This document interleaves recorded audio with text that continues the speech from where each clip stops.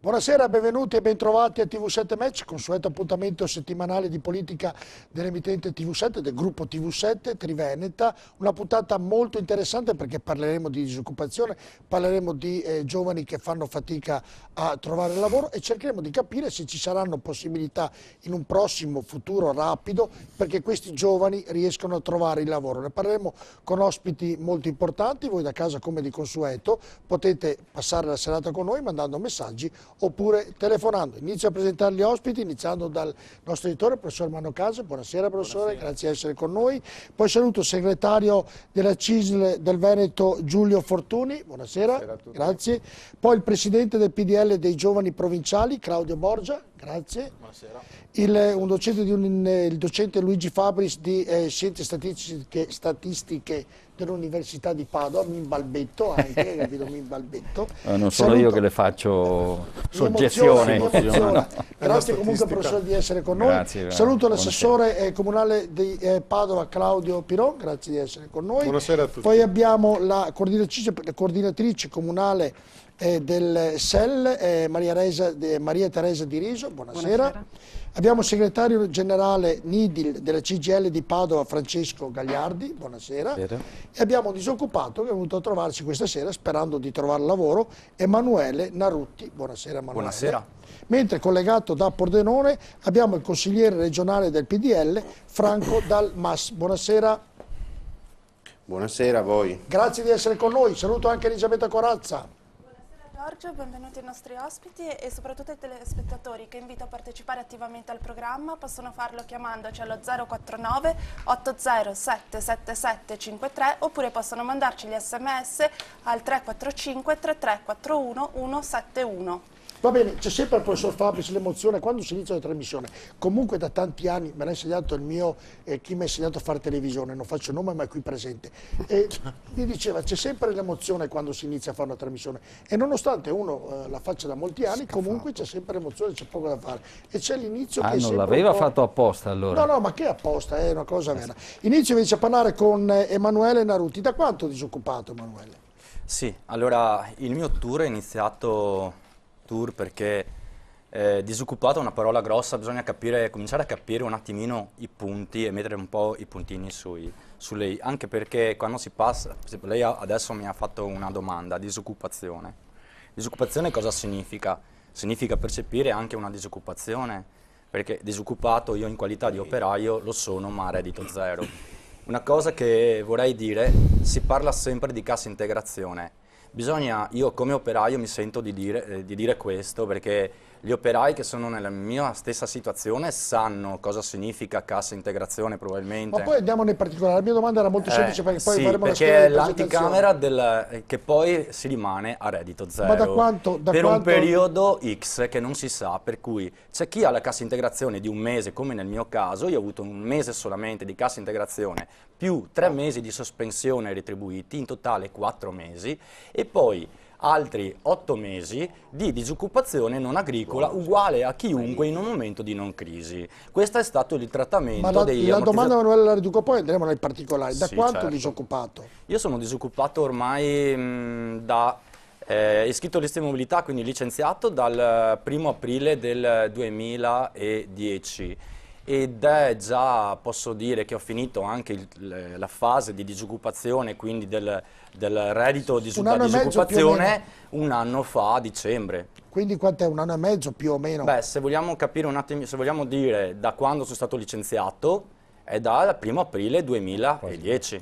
Perfetto. Allora, perso il lavoro. Prima ero a casa retribuito senza lavorare per 4 mesi. Perfetto, poi ne parleremo. Allora andiamo a vedere la scheda che ha preparato Tullio Trivellato proprio sul momento attuale della crisi di lavoro. Sentiamo.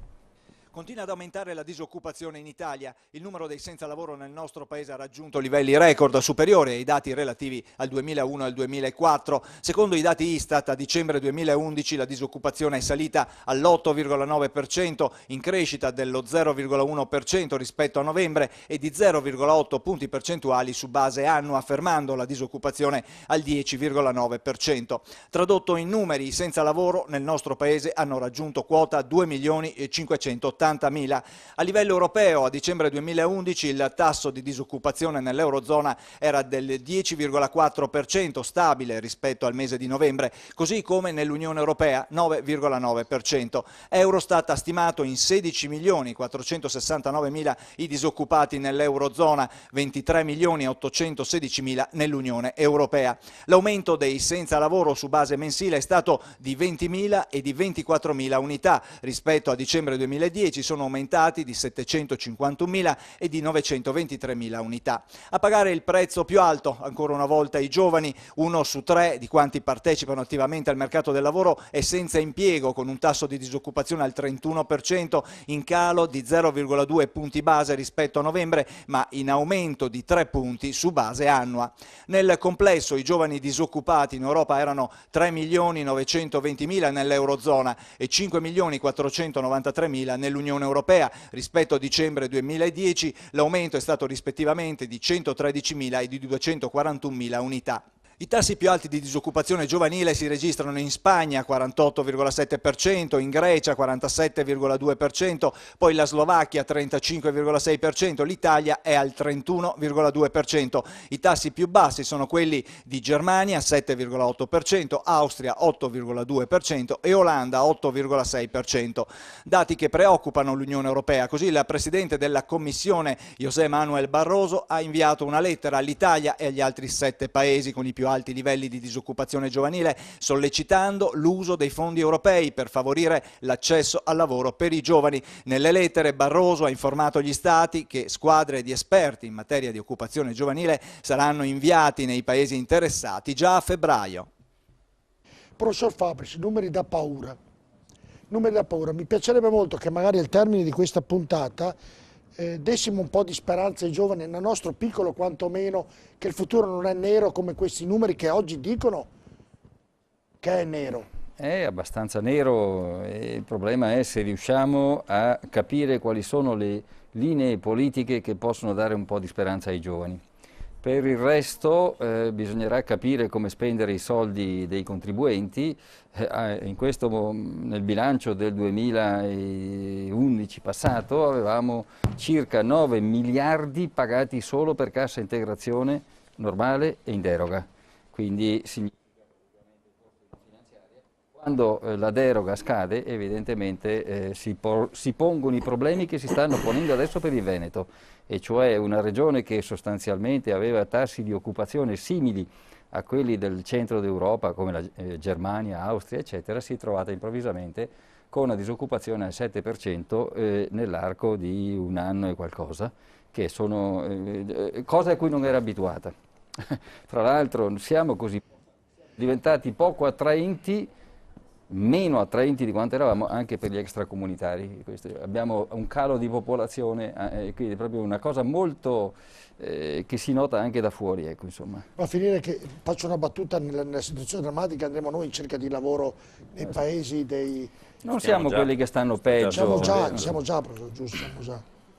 20.000 giovani all'anno se ne vanno. Se ne vanno. Però io voglio che questa sera, sappiamo i problemi ci sono, però lo ripeto, dessimo una speranza ai giovani che ci ascoltano di un futuro migliore, se c'è questa possibilità, se la politica aiuta e gli imprenditori aiutano che questo accada. Io dico prima la politica e poi gli imprenditori. Ma io credo che dobbiamo darci questo compito e devo dire che è già importante che noi stasera stiamo parlando di questo tema, perché fino a qualche mese fa non solo chi era al governo ma forse anche chi era da altre parti non si poneva molto questo problema.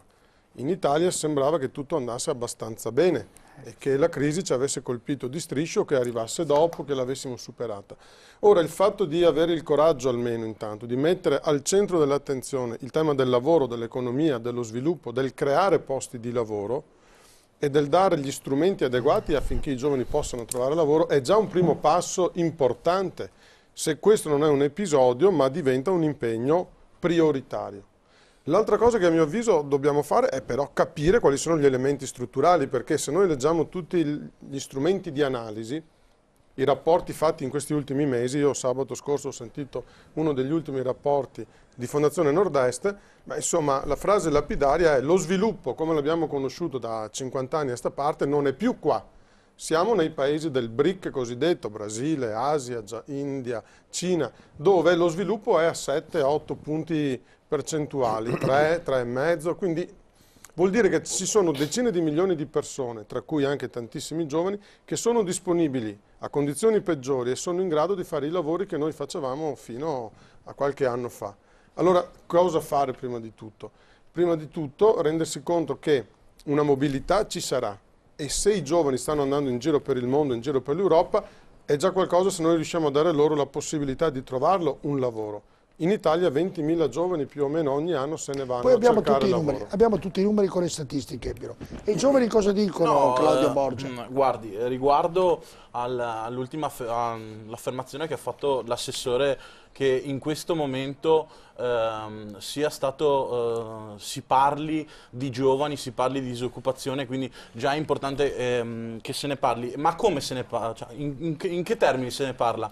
Come ha fatto il vice ministro al lavoro, che ha detto che gli universitari a 28 anni, se si laureano a 28 anni sono degli sfigati, oppure quando il premier Monti dice che il posto fisso ormai per i giovani è noioso. Se questa è mettere al centro dell'obiettivo i giovani, io credo che sia completamente sbagliato. Già abbiamo questo problema di questa sospensione della democrazia di questo governo. In più ci aspettavamo nei primi 60 giorni degli emendamenti anche riguardo ai giovani, riguardo alla crescita. Noi ad oggi non abbiamo visto assolutamente niente.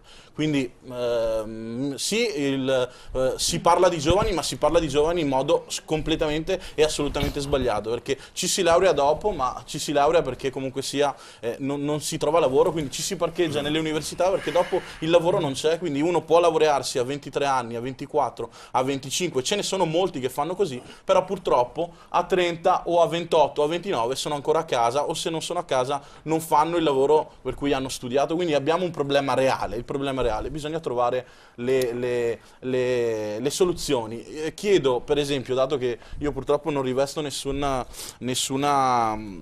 carica amministrativa, per esempio non so se quali soluzioni per esempio ha cercato di trovare l'amministrazione comunale di Padova. Sarei piacevolmente sorpreso di sapere quali soluzioni ha adottato il comune, l'amministrazione di Padova, per esempio. Più che guardare il governo, bisognerebbe, credo che i giovani guardano al territorio, quindi le risposte le chiedono alla prima, diciamo, al primo step più vicino al cittadino. Velocemente, però, dopo andiamo a Pordenone, poi sentiamo tutti. Cosa ha fatto il Comune dalla domanda di Borgia di Padova in merito appunto a questa disoccupazione? Ma in merito a questa disoccupazione non sono certo i comuni che sono in grado di risolvere questi problemi da soli. Sono l'ultima ruota del carro dal punto di vista dei provvedimenti legislativi. Quello che il Comune di Padova sta facendo per quelle che sono le competenze che ha è da una parte accompagnare i giovani, ad esempio con Progetto Giovani e con altre strutture, accompagniamo i giovani nel conoscere il mercato del lavoro, nell'approfondire le relazioni col mercato del lavoro, che cosa chiede oggi il mercato del lavoro, che competenze, che abilità bisogna avere oggi per entrare nel mondo del lavoro.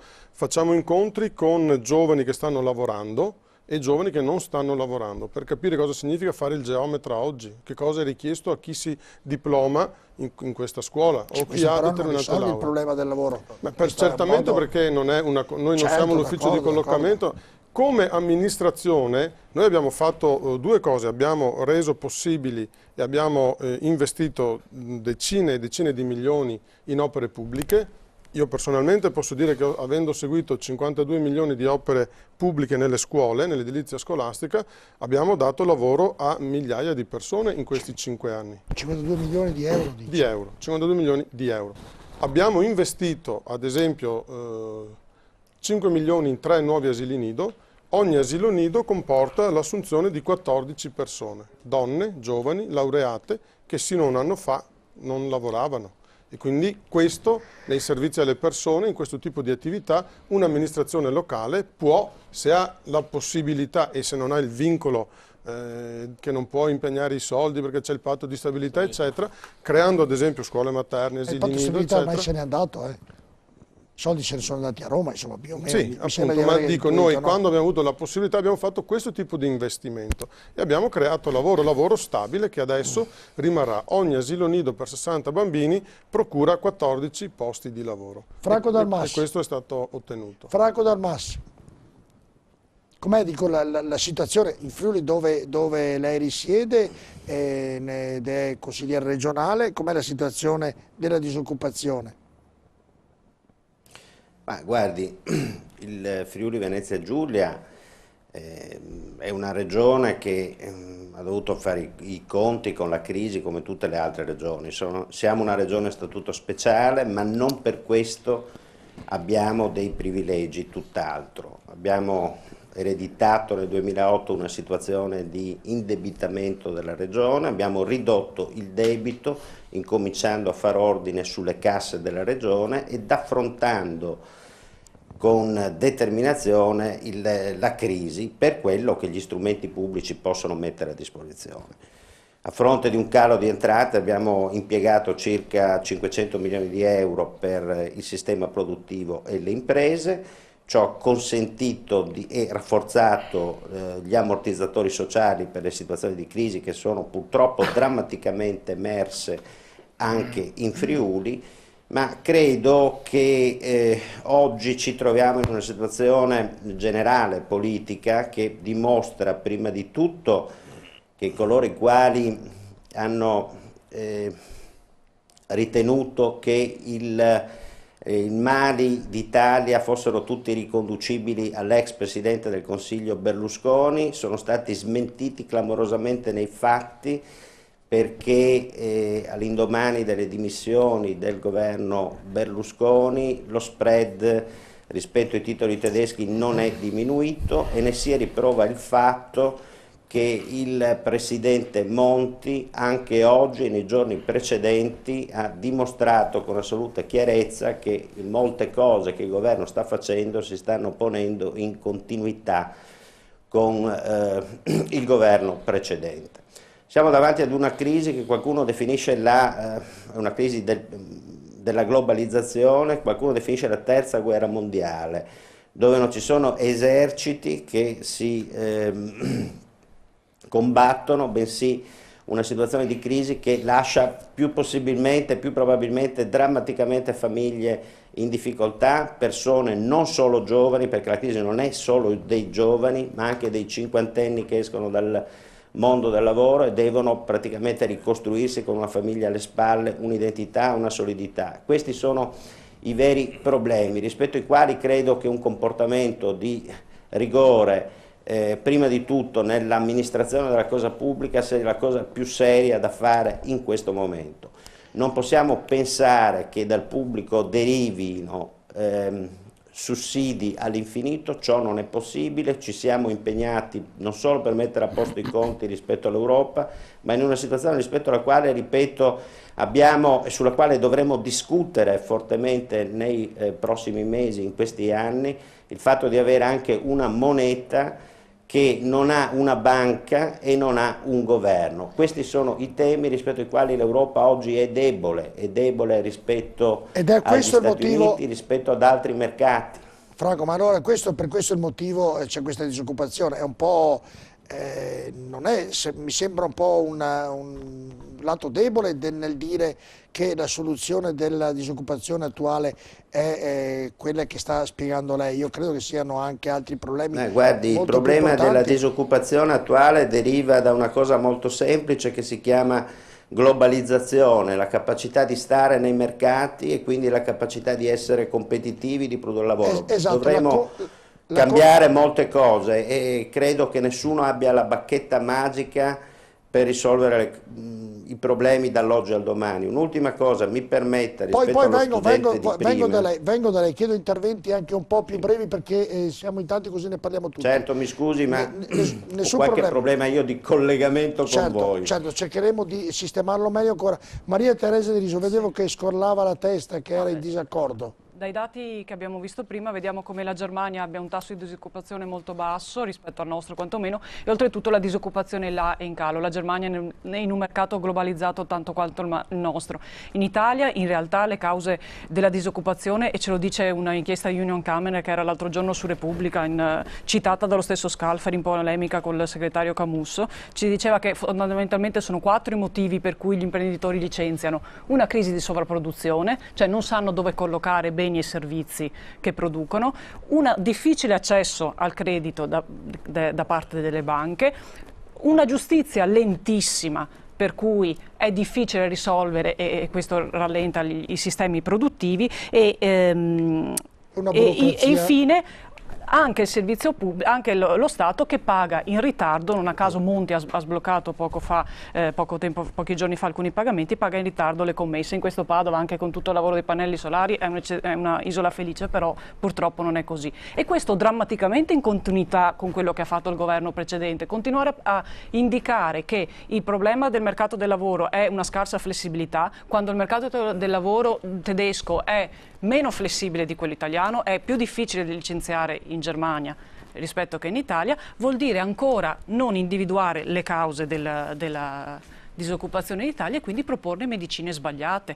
Un governo che ha distrutto un sistema scolastico, che non ha investito in un modello di sviluppo alternativo, nella riconversione ecologica, come invece sta facendo la Germania, ha distrutto l'economia. Purtroppo noi vediamo che questo governo sta continuando a porre al centro dell'attenzione l'articolo 18, la flessibilità sul lavoro, e non aggredendo seriamente i problemi che causano la crisi di disoccupazione, che in effetti riguarda giovani, donne, migranti, soprattutto i soggetti deboli e meno tutelati. Giulio Fortuni. Ma ci sono anche molte altre cause, alcune sono state indicate, di questa situazione di disoccupazione. Sicuramente abbiamo passato 4 anni durante una crisi con un teatrino della politica che non ha affrontato un problema molto seriamente di come uscire dalla crisi, di come rafforzare le nostre produzioni, la capacità di fare impresa, perché già negli anni pre-crisi la situazione era di una scarsa competitività, scarsa produttività del nostro sistema industriale. E parlando di Veneto, siccome il nostro Moloch è rappresentato grandemente dal manifatturiero e poi da altri settori, ma grandemente dal manifatturiero, è chiaro che i primi a pagare sono stati la caduta dell'occupazione causata prima da una restrizione molto repentina, veloce del mercato finanziario, che ha provocato la messa in mora di molte aziende, di molte produzioni, e quindi sostanzialmente il default di molte aziende. Abbiamo chiuso. I sindacati sono esenti da queste colpe?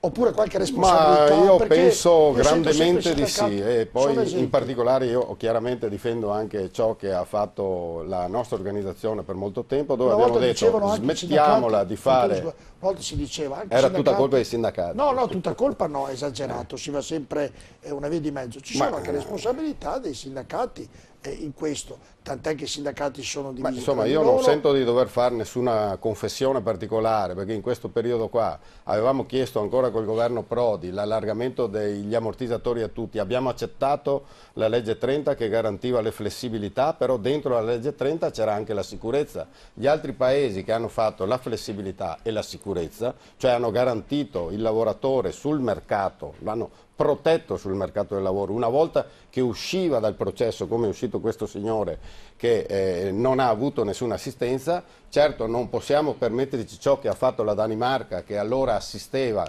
con 7 anni durante la vita, quindi il 25% della vita lavorativa poteva prevedere fino a 7 anni di assistenza nel mercato del lavoro. Ma questo è ancora poco, nel senso che in Italia comunque ci sono stati ammortizzatori, e in questo ultimo periodo, ha detto Fabris, senza che lo aggiunga io, ce ne sono stati parecchi interventi di ammortizzatori sociali. Ma cos'è che non c'è stato? Non c'è stata una gestione mirata del mercato del lavoro. un mercato del lavoro strutturato che per esempio in Veneto avrebbe potuto in qualche misura essere foriero di una maggior stabilità occupazionale.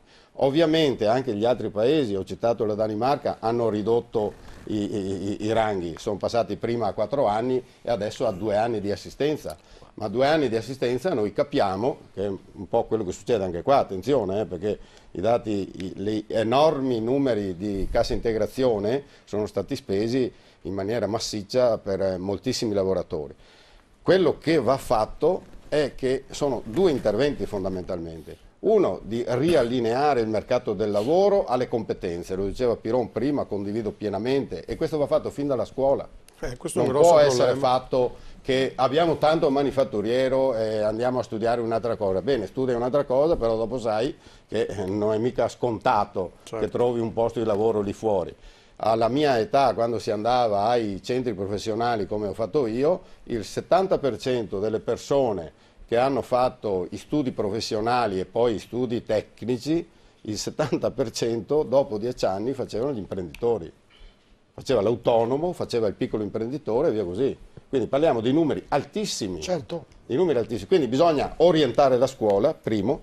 Secondo, senza una politica per la crescita, guardate che non andiamo da nessuna parte. Perché se faccio proprio, finisco qua, dopo si può riparlare, ma se in Germania hanno fatto quello che hanno fatto, c'è stato un ingrediente fondamentale. La politica si è unificata, okay? E quindi hanno fatto un governo di unità nazionale, di 2 grandi polite del sistema politico tedesco, e si sono buttati sulla crescita, carpendo i mercati, avendo una solidità vorrei sapere anche economica e perché finanziaria nei numeri che abbiamo visto l'unica isola felice nell'Europa è solo la Germania, perché abbiamo visto i dati, la Spagna è messa male, la Grecia pure, noi pure, cioè la Germania chissà perché è un'isola felice rispetto a tutte le altre, non riesco a capire. In Germania si investe ancora nelle produzioni e si migliora continuamente le produzioni. Perché in Germania, mi lasci dire, perché in Germania lo Stato assiste l'impresa, non all'interno dello Stato, la assiste anche fuori. La accompagna fuori. Li accompagna fuori, è andata 7 volte in Cina, scusa. Favorisce.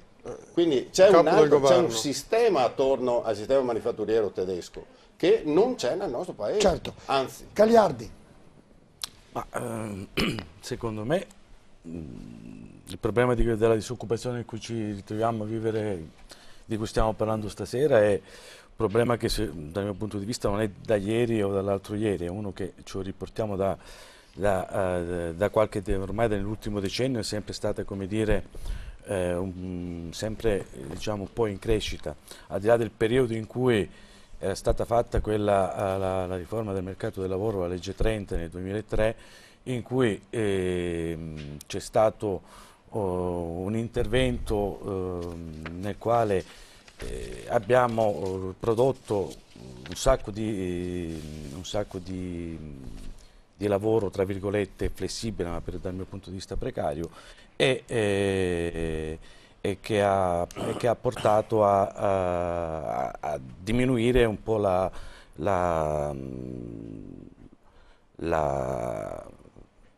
disoccupazione, i numeri, diciamo. C'erano, per esempio, io faccio un esempio, in quella legge ci ritrovavamo ad avere un contratto ripartito, ovvero un posto di lavoro che si può dividere in 2, quindi avevamo da un posto di lavoro avevamo due lavoratori che lavoravano, quindi diminuiva, come dire, la disoccupazione. Naturalmente poi abbiamo avuto la crisi che dal 2008 ha eliminato tutte quelle forme di lavoro, tra virgolette, flessibile, quello precario, cioè perché i primi a uscire fuori dal mercato del lavoro sono stati i lavoratori che prima venivano somministrati, i collaboratori, cioè tutte quelle forme di lavoro, tra virgolette, atipiche, che venivano ricoperti in questo periodo dalla stragrande maggioranza di persone che definiamo appartenenti a quelle fasce deboli, ovvero i giovani, le donne, e quindi io credo che questo problema viene un po' da lontano, e in questi anni, che se ne dica, non è stato fatto nulla per per dare risposta a questa esigenza. Voglio dire, per creare occupazione, io credo che nessuno ha la bacchetta magica per creare nuova occupazione, però se noi viviamo in un paese in cui negli ultimi 30 anni non si è fatto un minimo di politica industriale, io credo che sia difficile che noi possiamo andare oggi a dire si riparte domani con la liberalizzazione di un tax e ne facciamo 2, voglio dire. Oppure dicendo che dobbiamo ridistribuire la fetta di quello che viene destinato, di soldi che sono destinati agli ammortizzatori sociali. Cioè, togliere la cassa integrazione straordinaria, io penso che questo avrebbe provocato, i dati che noi vediamo qua sarebbero aumentati decisamente di un numero molto più elevato. Quindi io dico che se vogliamo fare una lotta vera alla disoccupazione dovremmo cominciare a fare che non lo può fare il Comune. Cioè, a me il Comune è una cosa... Lo deve fare lo Stato praticamente. È una politica industriale che deve essere fatta a livello nazionale. Allora, mi sembra di capire che lo Stato è il maggior responsabile, virgolettato, della mancanza di lavoro, della disoccupazione, da quanto dicono i nostri ospiti, il maggior responsabile. Gli imprenditori scappano e vanno a costruire le fabbriche all'estero dove la manodopera costa molto meno. Ecco, c'è un sistema. Lei in una trasmissione recentemente ha detto che bisognerebbe mettere le dogane.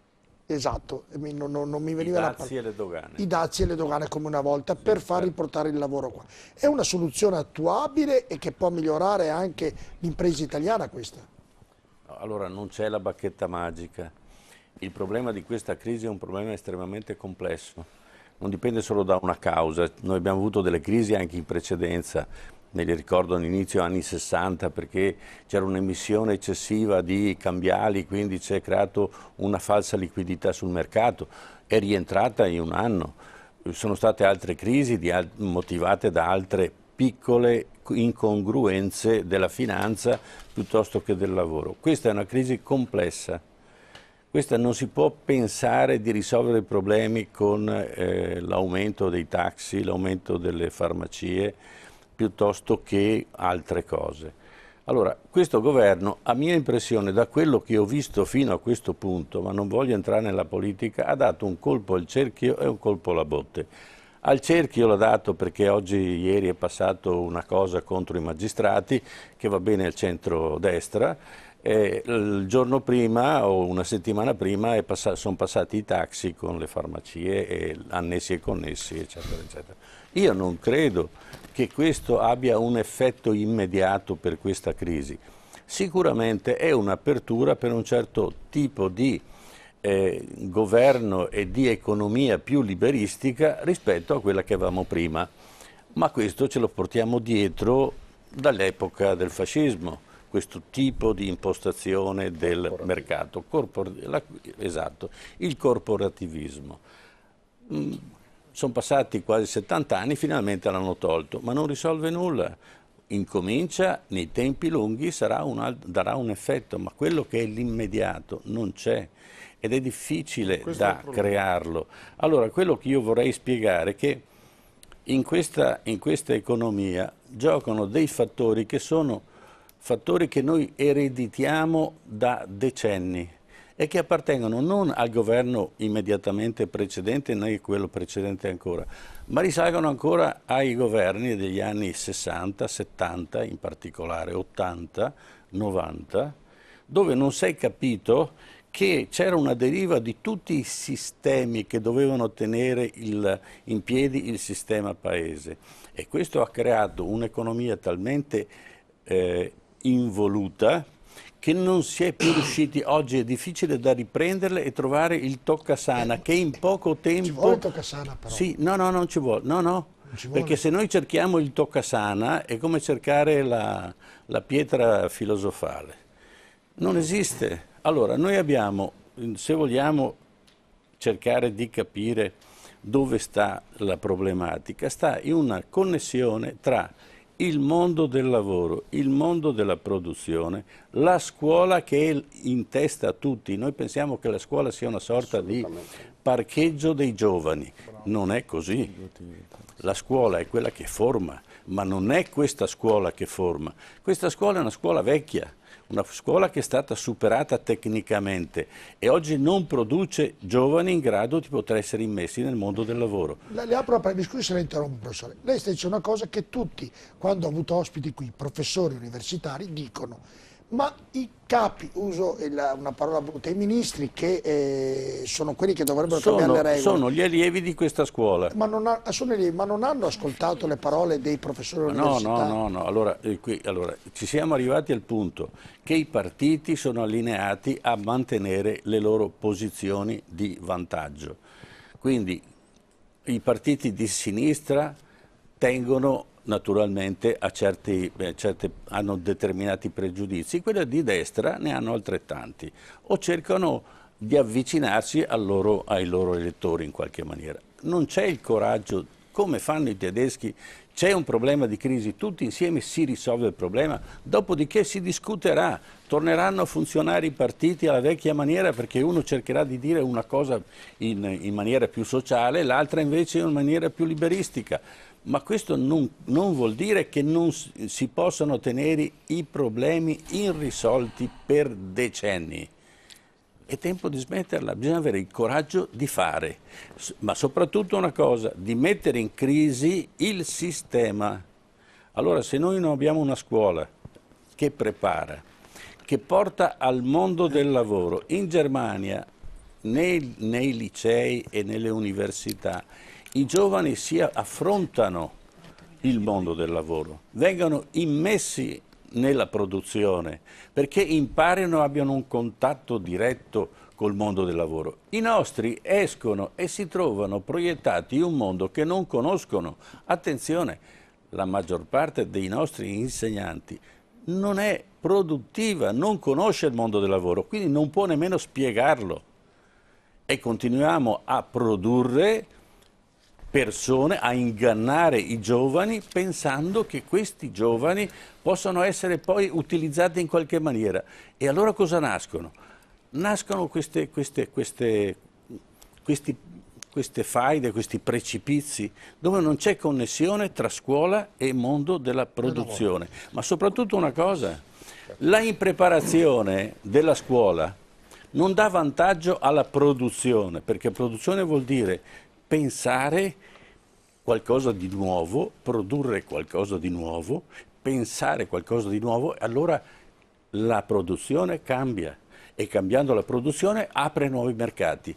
Quello che è successo in America, nella Silicon Valley, hanno creato una zona dove tutti quelli che avevano idee, tutti quelli che erano mossi da idee, potevano esprimerle e venivano immediatamente recepite e attivate come produzione. Certo. Allora, questo è, recentemente, non ricordo il nome, un magnate americano ha detto: io metto 50 milioni di dollari a disposizione di 3 giovani, purché non laureati, perché mi propongono delle idee nuove per creare nuove aziende. Borgia, vedo che vuoi intervenire, ma la pubblicità, incombe la pubblicità che ci permette di fare questa trasmissione. Anzi, ringraziamo tutti gli sponsor che collaborano per questa trasmissione. Elisabetta, se ricordiamo i numeri per interagire con noi. Ringraziamo anche i telespettatori che invito a continuare a chiamarci per prenotarsi il loro intervento. Possono farlo telefonando allo 049 80777 53 oppure possono continuare a scriverci al 345 33 41 171. Torniamo tra pochissimo.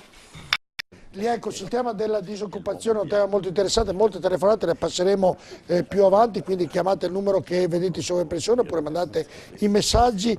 Emanuele Narutti, allora, da disoccupato, hai sentito il ragionamento che abbiamo fatto in questo studio, che idee ti sei fatto e cosa hai da dire? Beh, io ho da dire sinceramente che alcune cose in realtà sono state dette, però non in modo abbastanza preciso. Il tema ad esempio delle localizzazioni. Ad esempio io penso anche a quella ditta di Quarto d'Altino, la Dittec SPA con 90 persone che delocalizza in un'altra parte, ok, in Cina o in Repubblica Ceca, dove tra l'altro lavora mio fratello che dal 2013 rimane senza lavoro anche lui, quindi mio padre dovrà aiutare con la pensione di 1.000 euro 2 famiglie più un'altra, perché siamo 3 fratelli, che la Macbetton ad esempio di Scorzè ha venduto le betoniere e anche lui sta tremando, quindi 3 fratelli che rimangono. Ok, allora vado un po' avanti e dunque ho chiarito anche questa situazione di cosa può succedere a un disoccupato e a una famiglia dove c'è madre, padre e 3 figli con 3 famiglie. Ok, Più avanti, tra un anno, saranno problemi grossi, ecco, per mia madre e mio padre, che dovranno aiutare tutte e tre le famiglie. Cosa penso? Che queste delocalizzazioni e pare che pochi sono i partiti. Speriamo che trovi lavoro fra un anno, insomma, mi auguro che troviate lavoro tra un anno. Per me è già un anno e mezzo che sto cercando senza risultati. Perché? Per l'età, però adesso mi fa spostare di ragionamento. Io vorrei tornare un attimo, poi ritorno qua. Il discorso dei 35 anni, manovra Monti fatta di recente, che penalizza. Vabbè, vado avanti. Le delocalizzazioni hanno un indotto, le grandi aziende hanno un indotto attorno a loro enorme. Quindi quando le grandi industrie delocalizzano in un'altra parte, significa che tanti tecnici come me, un ex tecnico, avvolgitore di motori elettrici, che adesso vengono a fare in Cina, Lamento Marelli è nata in Cina anche lei, ok, io lavoravo per una piccola ditta artigianale, cioè il mio datore di lavoro mi ha licenziato perché non vale più nel più remunerativo fare quei lavori.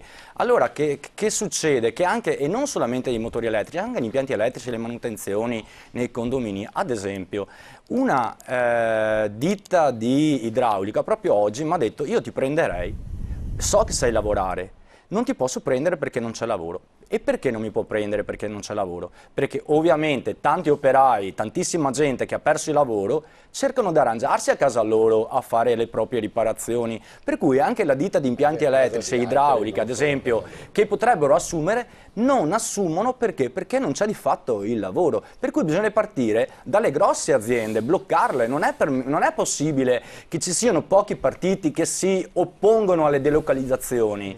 E anche la questione dell'articolo 18. L'articolo 18 non va toccato, l'articolo 18 va esteso a tutti. Io stesso in qualità di operaio ho firmato e domani mattina vado davanti alla prefettura, ok, perché c'è un sit-in del partito qual è, la Rifondazione Comunista, e ci vado perché io ho firmato la petizione per le 3 leggi per il lavoro, ok, quelle regionali, quindi contro le delocalizzazioni, per la cassa integrazione estesa a tutti e in modo equo, e per il salario sociale. Ieri sera a Santoro qualcuno sentivo che è rimasto stupito del salario sociale, ma ragazzi miei, sono più tra poco i disoccupati, quelli a reddito zero, che quelli che percepiscono un po' di salario di cassa integrazione. Per cui queste cose devono andare ormai di pari passo, cassa integrazione, e chi finisce il salario e la cassa integrazione cosa fa?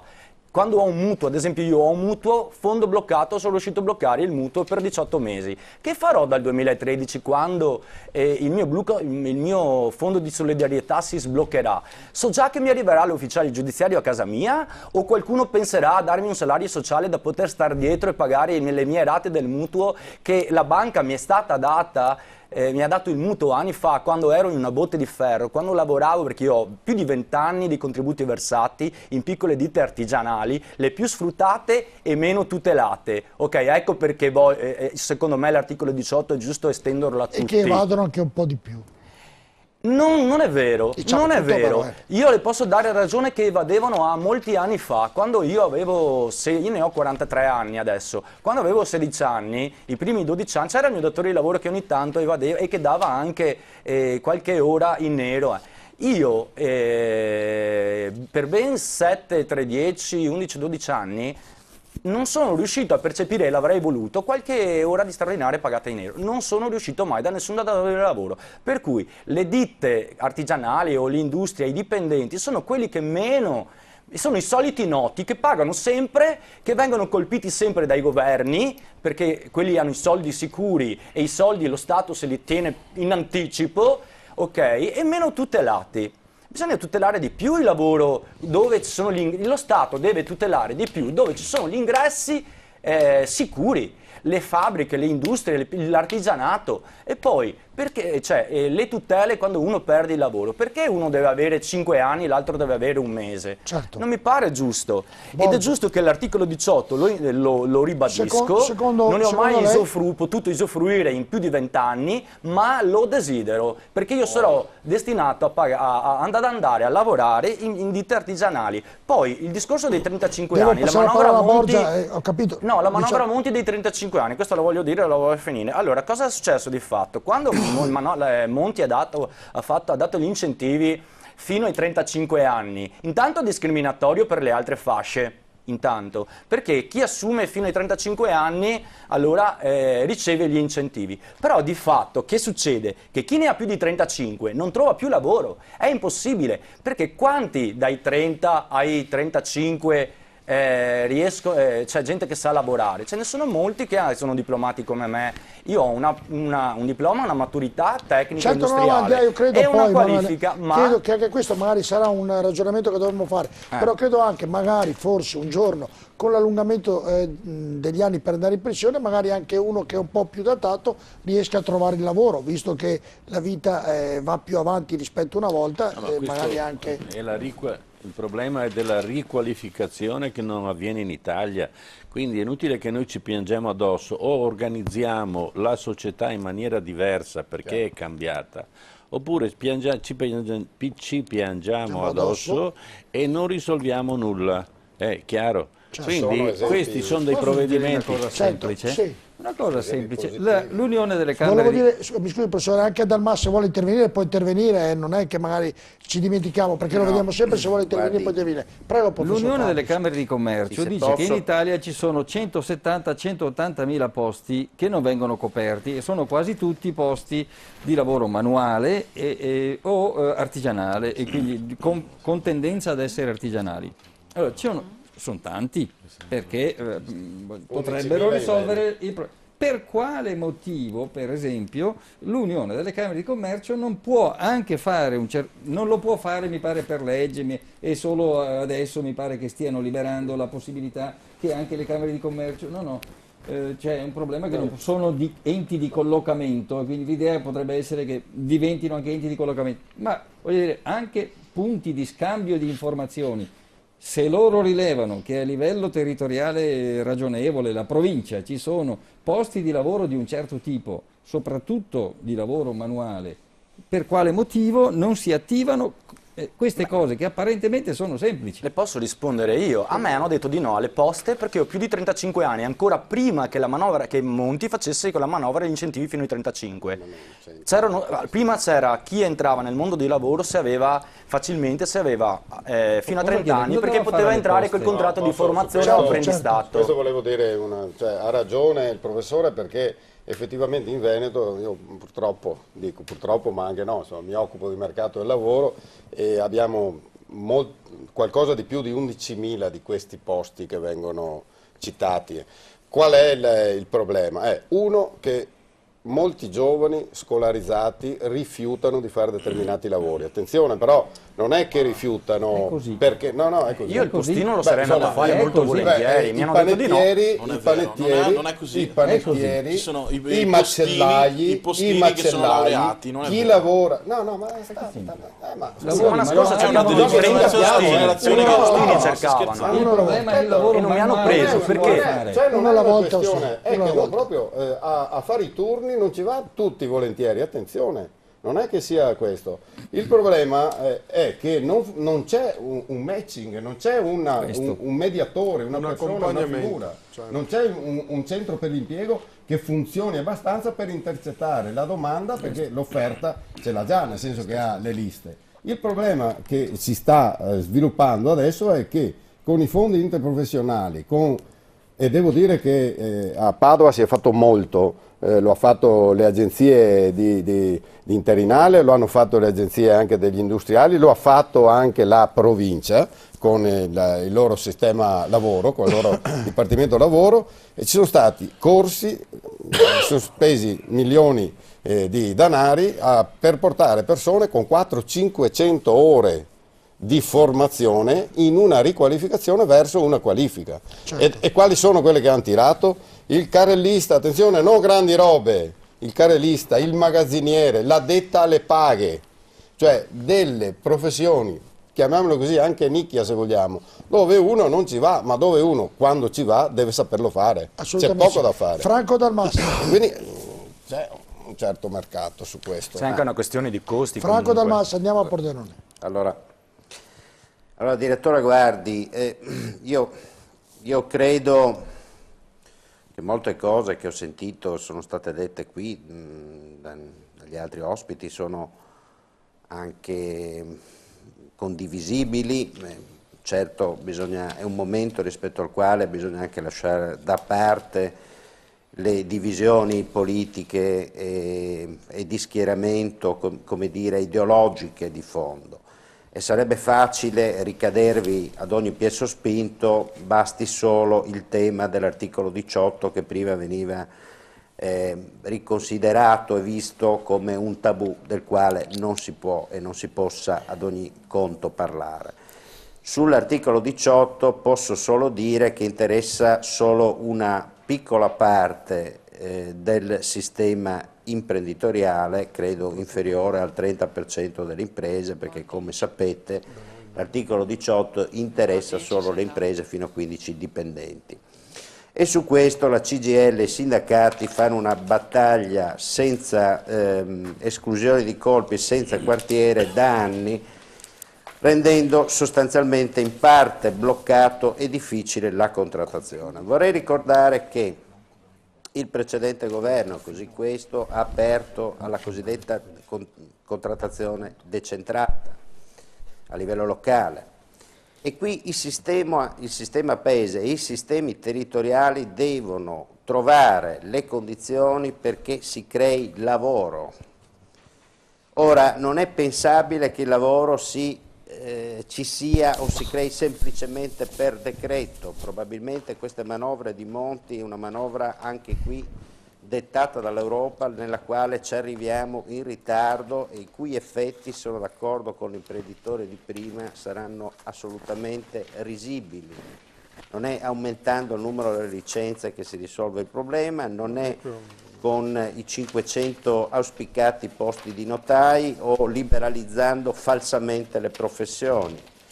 Io faccio l'avvocato e le posso dire che abbiamo moltissimi giovani laureati in legge che potrebbero essere utilizzati con funzioni come giudici di pace, con altre funzioni all'interno della giustizia, e credo anche che si tratti di portare il lavoro al di fuori di alcune funzioni, per alcune funzioni, alcune cause. Penso alle separazioni consensuali che potrebbero essere affidate e date direttamente agli studi legali, agli avvocati, come si fa in America e da altre parti, lasciando, che ne so, il divorzio alla fase tipicamente giudiziale. Questo è un piccolissimo esempio, ma ce ne sono tantissimi e altri che possiamo fare.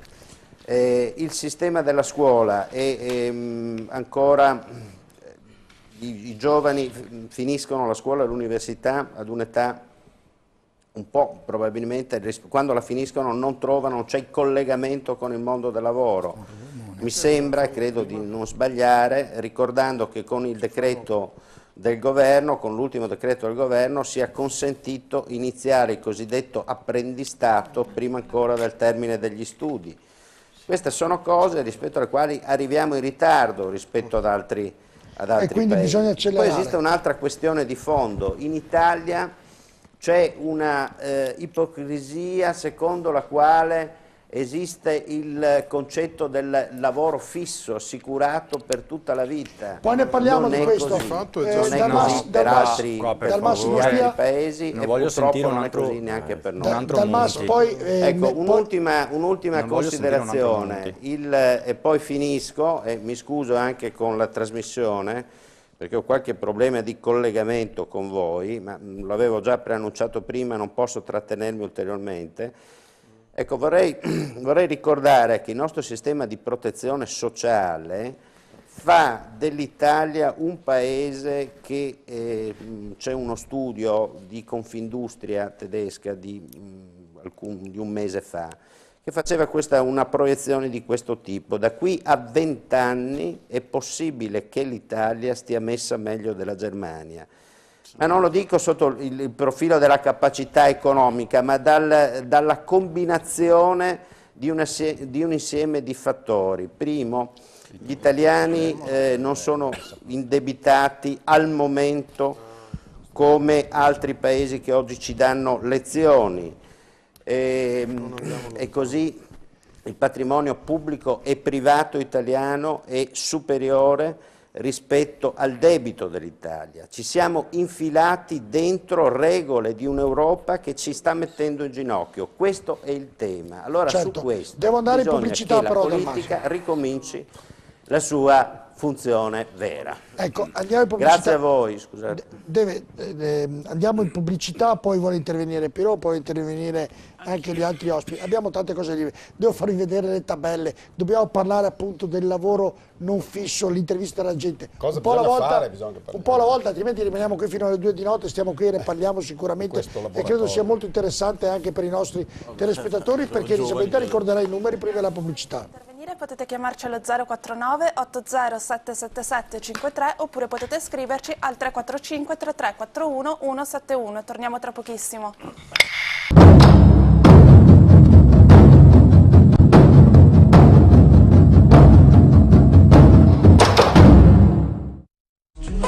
Sulla salute non si sa mai abbastanza. Medicina a confronto, un programma di informazione con professionisti della medicina condotto dal dottor Gianluca Alati. Medicina a confronto, ogni domenica alle 18 su TV7 Triveneta Network.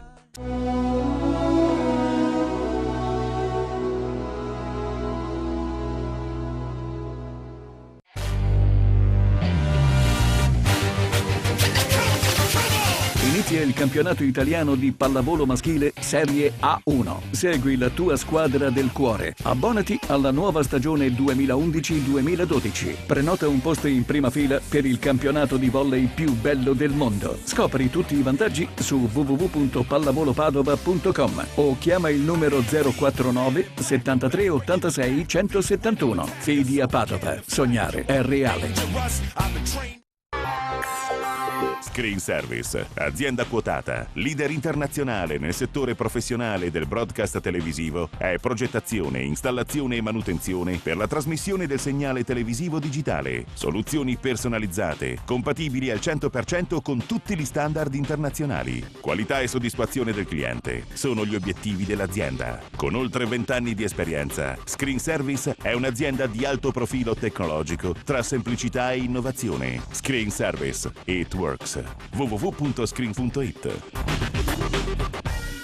24 ore su 24. Le notizie corrono più veloci sul web. News del mercato finanziario? Digita www.industriaefinanza.com, il primo quotidiano economico del Nord Italia. Notizie sul Veneto? www.lacronacadelveneto.com e per Verona c'è www.lacronacadiverona.com.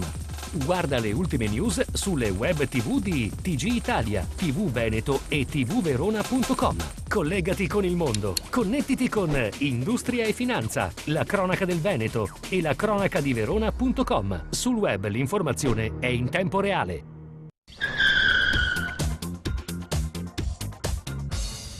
Codice S031, Fiat Ulisse 2000 M-Jet, luglio 2009, 49.500 km, 15.900 euro. Queste e tante offerte le trovi su TV7 Top Car, al canale 213 in Veneto, 112 in Friuli Venezia Giulia, 217 in Emilia Romagna. TV7 Top Car, vienici a scoprire.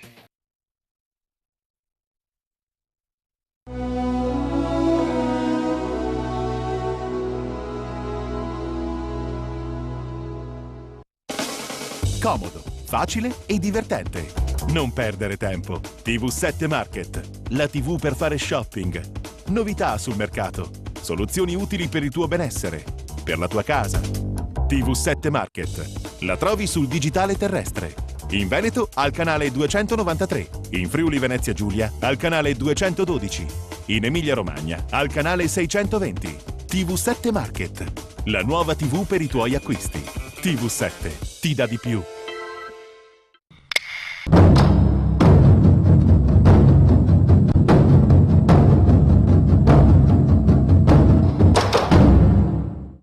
Allora, ovviamente i nostri ospiti vogliono intervenire, però io prima di intervenire per dare ancora più succo al ragionamento vi faccio vedere i numeri della disoccupazione, della stima del tasso di disoccupazione. Chiedo alla regia se li può mandare in onda. Questi sono dati della CGA di Mestre, adesso tra poco li vedrete in video, eccoli qui. Dunque vedete la stima di tasso di disoccupazione reale a novembre 2011. In Italia ci sono nella forza di lavoro 25 milioni di persone, degli occupati 22 milioni, persone in cerca di occupazione 2 milioni 142 mila, aumento degli inattivi da 15 a 64 anni, dall'inizio della crisi 438, tasso reale di marginalità del lavoro il 10,1%. Questa è la prima tabella, poi ne discuteremo assieme. Vi faccio vedere anche la seconda, questa invece è una tabella Istat, la fonte è l'Istat, qui.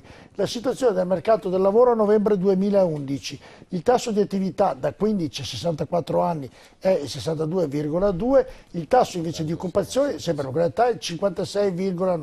Il tasso di disoccupazione, il totale è l'8,2, mentre quello giovanile dai 15 a 64 anni, cioè il 30,1. E vi faccio vedere l'ultima tabella, in Italia, nelle regioni, qual è il tasso di disoccupazione reale e con la marginalità del lavoro, il tasso di occupazione giovanile dai 15 ai 24 anni nel secondo trimestre 2011. Vedete, questo è il tasso di disoccupazione, il Trentino col 39, il Veneto 37,2, la Campania è quella che ne ha più di tutti, 51,1%, la Sicilia 41,2%. Praticamente l'Italia è divisa, la disoccupazione, ricordo l'età dai 15 a 24 anni, il tasso di disoccupazione ovviamente in percentuali agli abitanti che ci sono in queste regioni. Come? E il tasso di disoccupazione giovanile? Giovani, l'abbiamo detto, eccolo qui. Tasso di disoccupazione dai 15 a 24 anni, l'abbiamo detto. Tassi di disoccupazione giovani, che sono numeri che questo molto importanti. Il Veneto ne ha meno. Il Veneto ne ha 37,2. Il Friuli ne ha meno di tutti e anche il Trentino, anche l'Abruzzo ne ha meno. La Sicilia ne ha di più di tutti. No, la Campania, professore. La Campania è 51,5. Non sono 15-24, cioè under 30 di solito. No, questa è la tabella. Noi parliamo di under 30. Questa è la tabella dai 15 ai 24 anni. Sì, ho capito, ma tu capisci che dentro là, per esempio, gli universitari sono tutti già dentro. Fattori, diciamo, vogliamo mettere la tabella. Ho capito. Mi sembra veramente strano il dato che la Puglia sia al 34 e il Veneto al 37. Evidentemente si parla anche di universitari. Sì, ma però, Borgia, bisogna vedere quanti giovani ci sono in Puglia, quanti giovani ci sono in Veneto, c'è la proporzione. Sì, ovviamente, però anche su più o meno credo che i giovani del Veneto sono 728.000, under 30. Della Puglia 618.000 sono italiani. Ok, perché attenzione che non di questi quelli che sono occupati sono 331.000. 280.000 di questi sono italiani, cioè gli italiani sono 280.000 occupati, 90.000 sono in fabbrica, sono dipendenti all'85% e sono a tempo determinato 50%.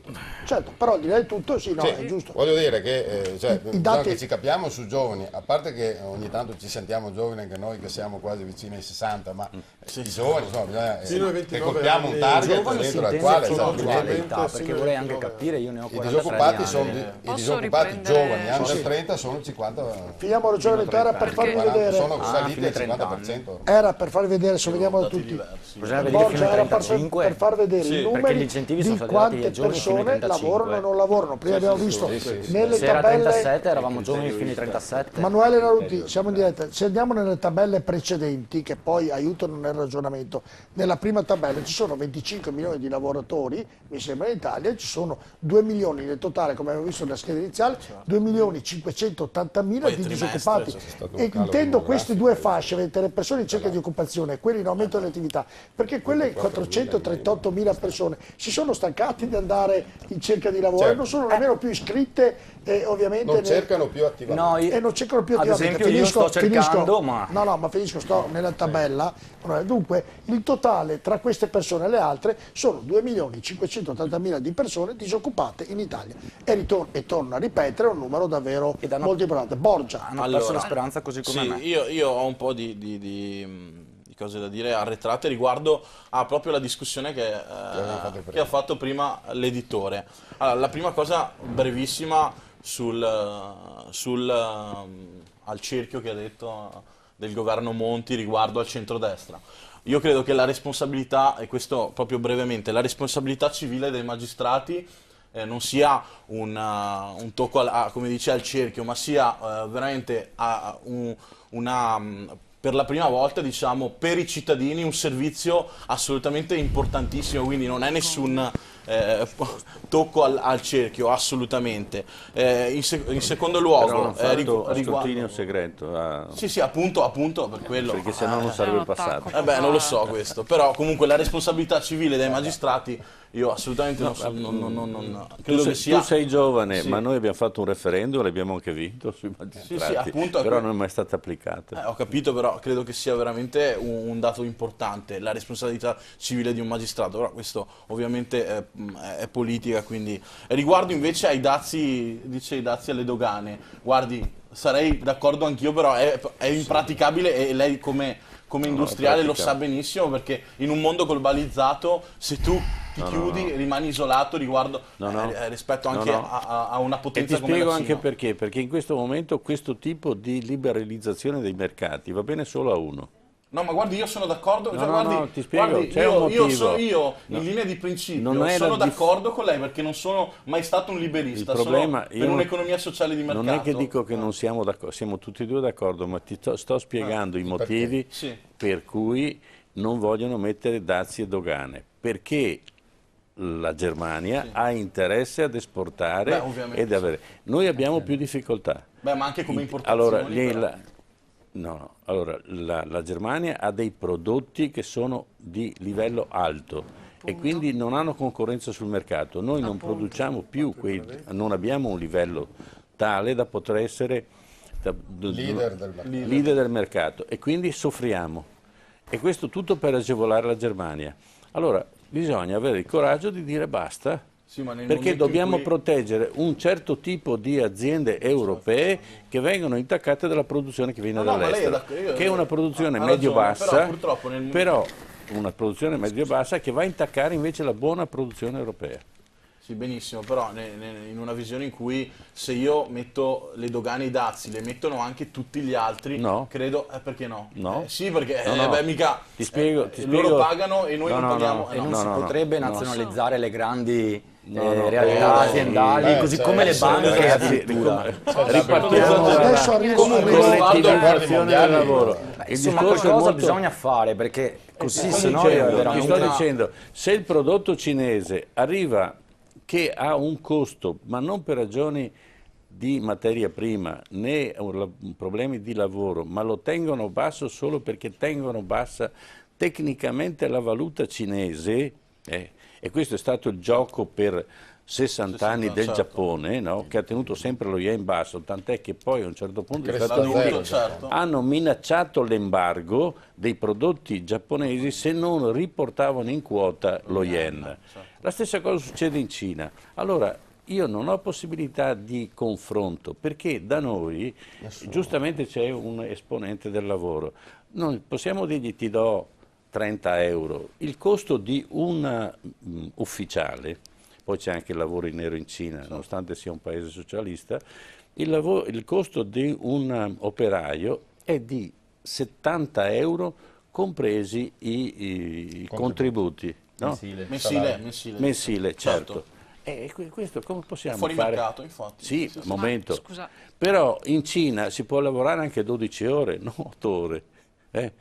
E l'articolo 18 non c'è e si tolgono anche perché domani mattina prima si cita il modello tedesco come un modello di alta qualità, modello innovativo, e dopo rimpiangiamo condizioni del lavoro ottocentesco, cioè il modello industriale tedesco punta su un alto livello tecnologico, punta su un'alta specializzazione e in quel 60% di esportazioni su un prodotto ad alto valore tecnologico che dà alla Germania quel 60%.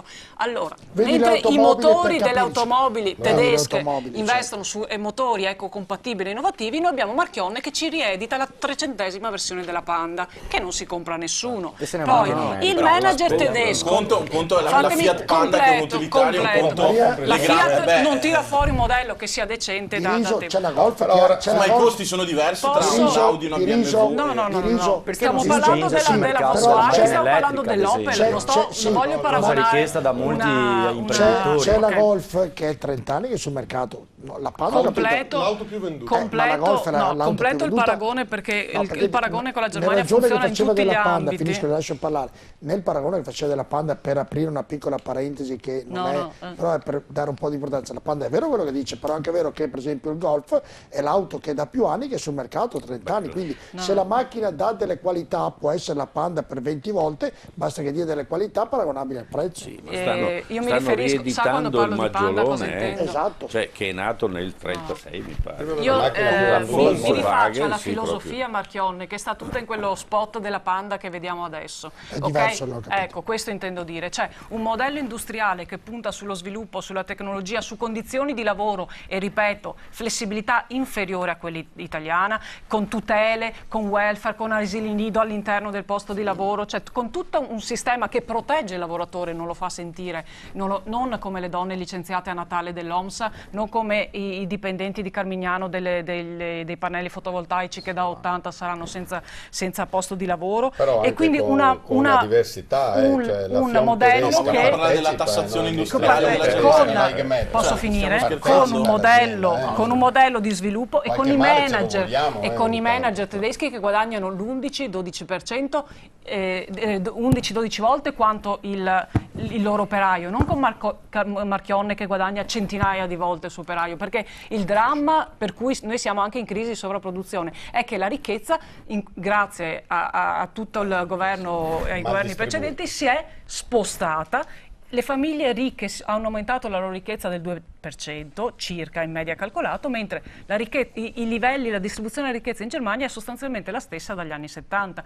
Secondo paragone, il modello scolastico, perché abbiamo detto che l'innovazione viene dalla scuola, benissimo. 8 miliardi tagliati in 3 anni alla scuola sono stati la distruzione della scuola e dell'università. Alla scuola e all'università. La legge 133 ha ucciso l'istruzione.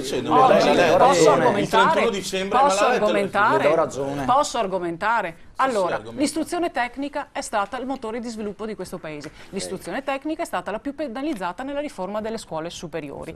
L'istruzione elementare era il modello innovativo in Europa. L'istruzione elementare è stata la prima a essere stata smantellata con la legge 133. L'università facciamo, e su questa cosa sono stati scritti libri, fatti statistiche, semplicemente guardando i cognomi di chi diventa professore universitario. Che fatalità, sono gli stessi. Ma lei lo sa che non con la riforma Gelmini la conosco molto bene la riforma Gelmini a Padova, la riforma Gelmini a Padova ha fatto sì che gli istituti tecnici, un istituto tecnico come si sono ridotte le materie. Lei parla di cognomi, e di parentele. Mi dica, dato che lei dice di sapere, che non attira studenti dall'estero. Lei sta sviando il problema. Ha parlato di cognomi. Lei la riforma riguardo i decreti attuativi della riforma Gelmini l'ha letto. Che cosa diceva? Che fino al dato che il governo purtroppo il decreto attuativo che era concentrato nella riforma diceva che fino al 3° grado di parentela un docente universitario non poteva avere, secondo me, il problema la riforma Gelmini. Io assumo il cugino suo e lui assume il nipote mio. Questo è un problema che si stava discutendo, infatti. Vabbè, ma ho capito, ma abbiamo incominciato a... C'è una cosa buona di questa riforma, è esattamente quello che lei dice, che questa ha tolto. Quindi proprio l'unica roba e lo dice un professore universitario. Se mi dice che abbiamo sbagliato col 3+2 e rincariamo la dose, allora le vengo dietro, ma se mi dice tutte queste robe qua, bisogna aver coraggio. La scuola e l'università garantiscono, scusate, la scuola e l'università sono o non Innestare col sono lavoro. fattore di mobilità sociale? Mobilità sociale cosa vuol dire? Vuol dire l'ennesimo, l'esatto contrario di quello che disse il nostro ex premier, cioè non vorrete mica che il figlio dell'operaio abbia lo stesso diritto del figlio dell'avvocato. Disse questo, mi pare, da Vespa. Benissimo, la scuola e l'università servono a far sì che ciascuno studente sviluppi al meglio le proprie attitudini e trovi una professione che non è la stessa del proprio genitore. Quindi il figlio dell'operaio fa l'operaio, il figlio dell'avvocato fa l'avvocato e il figlio di Martone diventa cattedratico a 29 anni. Appunto è l'università. Benissimo. Prima Allora, della Gelmini che ha permesso che Martone diventasse professore ordinario a 29 taglia le anni. borse di studio, non investe in edilizia scolastica e in edilizia per gli studenti, chiude gli istituti tecnici perché a Padova è stato chiuso, è stato smembrato l'istituto Natta che operava nel tessile, che garantiva un 70% di occupazione ai diplomati, ma posso farne tantissimi. Non la di vedo, questi però esempi. non vedo d'accordo. Scusi, il professor Fabris è un docente dell'università. Deve parlare Fabris e poi deve parlare Pino. Allora, il professor Fabris non era d'accordo su quello che diceva, e il professor Fabris è un docente dell'università di Padova, sicuramente conoscerà, un docente di statistica, conoscerà le vere problematiche, presumo io, che ci sono all'interno. Anche lei sono le stata conosce. studente, sono insegnante, Insegnante all'università e dunque credo possa. Vedevo che non era d'accordo con quello che stava discutendo, per questo. No, io non voglio entrare in questi dettagli che sono cose assolutamente, in parte vere e in parte non vere, perché sono vere storicamente, probabilmente diciamo, non sono assolutamente attuali per una buona parte. Io credo che il vero problema dell'università, così come della scuola, sia quello che la scuola va avanti per conto proprio e il mondo del lavoro, vale a dire il resto del mondo e quindi della società, va avanti per un altro verso. Quindi questo mancato raccordo tra università e mondo del lavoro e scuola è il vero problema della scuola e della società, che determina, che è in parte legato anche alla disoccupazione attuale. Il fatto che ci siano posti di lavoro non coperti vuol dire che si è pensato a un certo tipo di lavoro che è sempre diverso da quello che c'è. Quindi di chi è colpa questo? È anche della scuola. Non e è anche vero questo. Come, scusi? Io sono perito capotecnico industriale, sono elettromeccanico, tutti mi dicono, ma con un po' di curriculum bello come ce l'hai te, con tanta esperienza nel settore elettromeccanico, elettrotecnico, come mai non riesci a trovare lavoro? Me la darei una risposta, perché è un anno e mezzo che non riesco a trovarlo. E sai cosa mi dicono sempre? Sai cosa mi dicono sempre? Ha 43 anni, questo è il problema.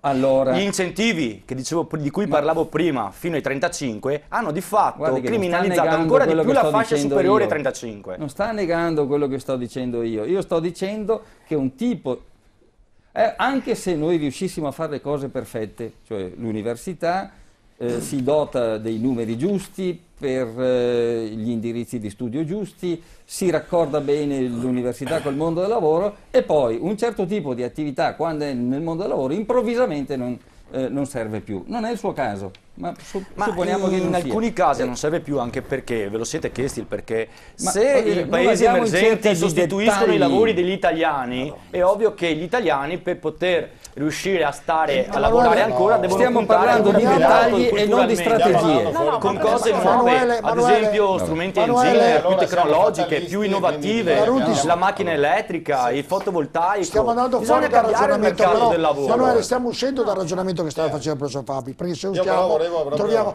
bisogna avere coraggio e anche dire se il 3 più 2 è sbagliato, è sbagliato, perché e non bisogna dirlo De perché Mauro Berlinguer la 3 più 2, non la Gelmini. diciamo che è un problema che ci ha imposto l'Europa e siamo stati i primi in tutta Europa, non arriviamo mai prima da nessuna parte, siamo stati i primi ad applicare questa riforma che gli altri stati hanno applicato in modo molto più dosato di noi, perché hanno adattato il 3 più 2, vale a dire la parità numerica di anni e quindi del titolo che si ottiene a quegli anni, a una standard europeo, e invece gli altri stati sono presi tutte quante le loro cose. E poi Ma non è neanche questo il problema. Non è neanche questo il siamo problema. andati nel profondo, non c'è stata negli ultimi 15 anni Emanuele, una propria politica industriale. Mi faccia dire Io lo ricordo quando ero giovane, lo ricordo quando ero giovane, i politici che si opponevano e si mettevano in mezzo nel mondo del lavoro. Gli ultimi 15 anni, e la Lega che si erge tanto a difensori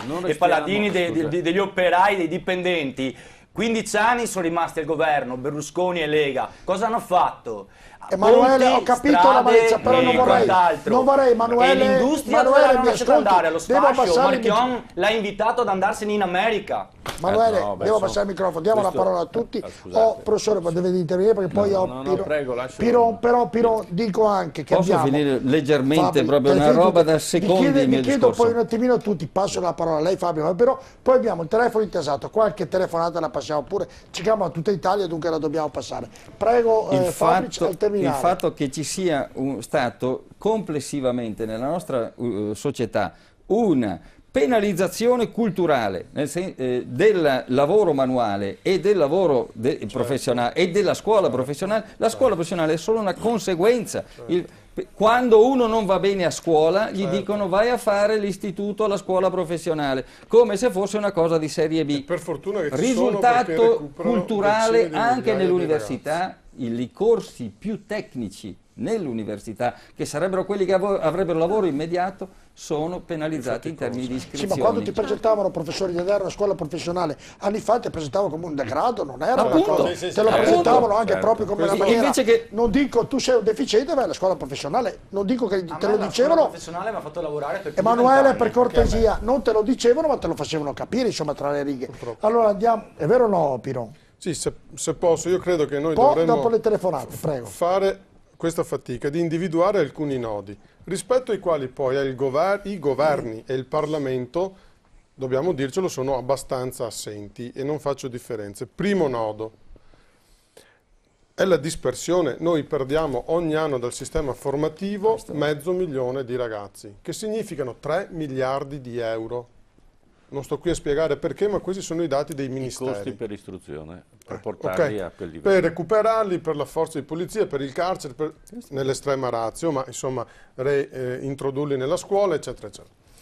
Secondo aspetto, non c'è l'orientamento, è troppo debole quello che c'è. Non c'è o è troppo debole l'alternanza scuola-lavoro. Le scuole tecniche e professionali nel Veneto soprattutto funzionano in molti casi, fanno molta alternanza e tu quando vai in quarta, non in quinta, in quarta superiore, quei ragazzi sono già tutti richiesti dalle aziende. Allora questo credo sia un nodo che va capito, che va aggredito. Ed è vero quanto diceva, se ho capito bene, adesso poco fa chi mi ha preceduto, che aver tagliato 8 miliardi alla scuola è stato un errore strategico, perché mentre noi abbiamo tagliato gli altri paesi hanno investito, la Germania, l'America, il Giappone, la Francia hanno investito nella scuola in un momento di crisi. Perché? Per essere pronti quando la crisi l'avremo superata, perché non si supera da sola la crisi. Secondo elemento che è sotto gli occhi di tutti e ce lo dicono nei consessi internazionali. Noi siamo in ritardo cronico sullo sviluppo di alcune tecnologie, le nuove energie. Io vado in Germania con i ragazzi a fare i viaggi, o sono andato a cercare gli esempi più innovativi per fare le scuole nuove, dove le trovo? Nel Trentino Alto e in Germania. Ci sono i tetti in erba, i tetti fotovoltaici. Loro che non hanno il sole che abbiamo noi, perché trovo sempre ghiaccio e neve, hanno investito da anni su questo elemento e noi stiamo rischiando di chiudere le fabbriche che producono e quindi tutti i sistemi collegati che producono il fotovoltaico. Oppure abbiamo avuto dei governi che hanno cambiato ogni anno le regole per le aziende che producono e fanno le manutenzioni del fotovoltaico. È chiaro che un'azienda in questo modo diventa pazza o dice basta, me ne vado da un'altra parte. E qui abbiamo i 20.000 cervelli in fuga ogni anno. 10 anni di cervelli in fuga significa una città come Padova. Ogni anno 5 miliardi di investimenti che se ne vanno dall'Italia. Terzo elemento, noi abbiamo una serie di mancati investimenti, li mettiamo in fila sull'agricoltura, avremo un'agricoltura di assoluta qualità e su tantissime nicchie. I beni culturali, la cultura in senso stretto, il turismo. di tanti generi, financo quello religioso. Certo. Su questi settori gli stranieri ci guardano con due occhi così perché dicono: ma perché non state investendo in modo adeguato su questi settori che è il vostro oro, è il vostro petrolio? Ecco, altro elemento, noi non stiamo accompagnando in maniera sufficiente le imprese all'estero. Io non so se i dazi riusciranno a dare un grande effetto. Sicuramente si è dimostrato che anche le imprese venete che riescono a reggere sono quelle che hanno sì delocalizzato, ma che hanno anche trovato nuovi mercati, quindi hanno fatto joint venture, aggregazioni con pezzi di aziende straniere e pezzi di aziende italiane. E questo però un governo di qualsiasi colore deve accompagnare. La leader tedesca è andata in Cina 7 volte nel giro di pochi mesi. Il nostro Presidente del Governo non c'è mai andato come Presidente del Governo italiano. Questo è un problema perché con i cinesi, se la Germania è in grado di vendere le pentole migliori, vuol dire che noi dobbiamo capire come vendere le nostre tecnologie, i nostri prodotti. Posso dire altre due cose velocissime? Rapidissimo, abbiamo il telefono, altrimenti... Allora, ci sono delle storture però che dobbiamo prendere in mano. È vero che una ricerca appena fatta dalle ACLI, ad esempio, in Italia la differenza al giorno tra un dirigente e un operaio mediamente è di 356 euro, cioè 120.000 euro all'anno di differenza. Non può reggere, non c'è giustificazione che tenga. Le pensioni, chi prende 90.000 euro di pensioni al mese significa una ingiustizia grandissima, ma 90.000 euro di pensione al mese corrispondono a 36 posti di lavoro in un anno. Però mi sembra di... E poi... Si dice una cosa che mi ho già parlato e le trovo ragione. Una delle cose che mi fa arrabbiare... su questo dobbiamo lavorare. No, che lei non c'entra, sì. E poi voglio parlare con Franco Dal Mas. Che il vero problema, mi sembra di capire da questo dibattito, sono i politici. Ma io l'ho detto, i governi e il Parlamento. In generale, e noi dobbiamo... cioè, allora io mi dico, i governi e i parlamenti oggettive, ma prima avevamo gli imprenditori al governo, adesso abbiamo i banchieri, è ovvio, no? Telefonata, Fortuna, telefonata, tendenzialmente. Poi vado da accompagnare le aziende significa dare le possibilità. Passo poi telefonata e poi vado da Dal Mas, che lui è un politico della regione e io credo che la politica abbia molte responsabilità. Però scusa, 250 miliardi all'anno di illegalità. Sai quanti posti di lavoro sono? Ce ne sono, mi sembra ce ne siano perché molti, anche su questo lo sa, anche su questo Però lo sa, l'unica cosa che mi... No, ma io però, scusate, io ho fatto questa... Chiudo.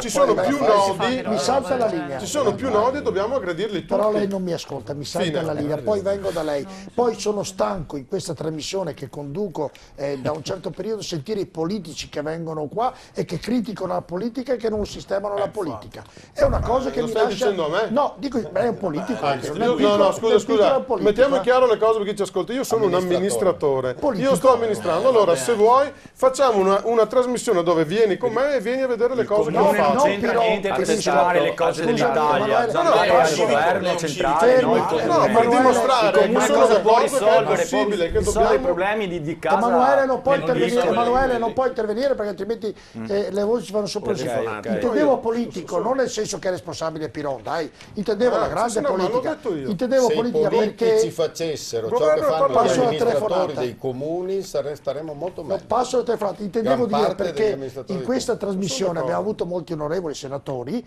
e sento che tutti tra di loro si scambiano le colpe. È colpa del partito, è colpa della politica, è colpa di questo. Io non ho detto questo, ho detto dei nodi. Piron dico. E io ogni volta dico e mi domando: ma siete voi il governo? Certo. È una domanda che la ripeto costantemente, sempre banale, ma che poi è il succo della situazione che c'è in Italia ed è il succo di quello che state dicendo voi. Telefonata, pronto se c'è ancora perché Piron l'ha fatto attendere molto. Sentiamo. Pronto? Pronto? Pronto? Buonasera.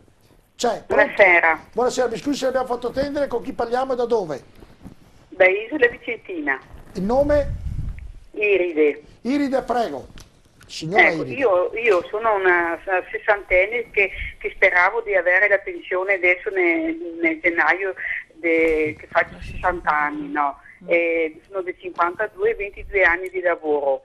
Speravo di avere la pensione, io ho avuto un infortunio sul lavoro, da 10 anni sono stata, avevo un indennizzo, l'INE me l'ha tolto, ho fatto un ricorso con l'INE, questa è un'altra cosa.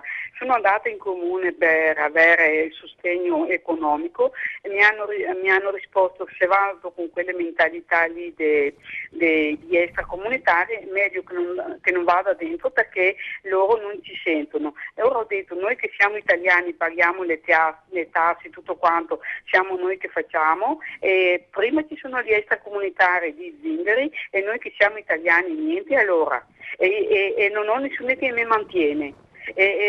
Aspettavo questa pensione, ho avuto anche una grande depressione per questo fatto qua. E i politici cosa fanno? Non possono valutare anche certe situazioni delle famiglie. Io dove vado in cerca di lavoro a questa età, perché sono anche invalida civile del 60%, che anche qui da certo, è stata chiara, signora Iride, è stata molto chiara. Subito dopo la pubblicità il consigliere Dal Mas le risponderà proprio in virtù di quello che ha detto lei, poi voglio sentire i politici se vogliono sistemare questa Italia e proprio andremo in Friuli per sentircelo dire. A tra poco, rimanete con noi. Rieccoci, telefonate, sentiamo che abbiamo in linea. Pronto, buonasera, con chi parliamo e da dove? Pronto? Pronto, buonasera, con chi parliamo e da dove? Chiedo di nuovo, la regia mi è di aiuto, se mi dice abbiamo qualcuno in linea? Mi avete detto abbiamo pronto? Mi sento o no? Sì, si hanno alzato anche troppo, la sentiamo che ci ha distrutto le orecchie. Ah, ma forse devo regolarmi, scusi. Se la regia gentilmente abbassa o altrimenti qui impazziamo tutti. Adesso mi sente meglio? Adesso la sento poco, si alza un pochettino, così diamo un aiuto alla non nostra... non è così facile come sembra alzare poco. Non è facile, però noi riusciamo di TV7 a trovare Adesso il sistema... Allora, con chi parliamo e da dove? È saltata la linea. Siamo riusciti a far saltare anche la linea. Allora andiamo da Franco Dal Mas, prima di risentire il nostro ospite telefonico, se risponde alla signora di prima che ha detto io sono andato in pensione, sono disabile, ho avuto dei problemi fisici, non tiro la pensione e la politica non fa nulla per darmi una mano. Beh, a me dispiace per la signora. Ci diamo l'audio anche a Pordenone, grazie. C'è l'audio? Non la sentiamo, abbiamo dei problemi audio. Mi sente adesso? Sì, adesso la sentiamo, grazie, prego. Mi sente? Prego. Beh, a me ovviamente dispiace per la signora per la situazione che ci ha rappresentato che la riguarda, questo come a tutti.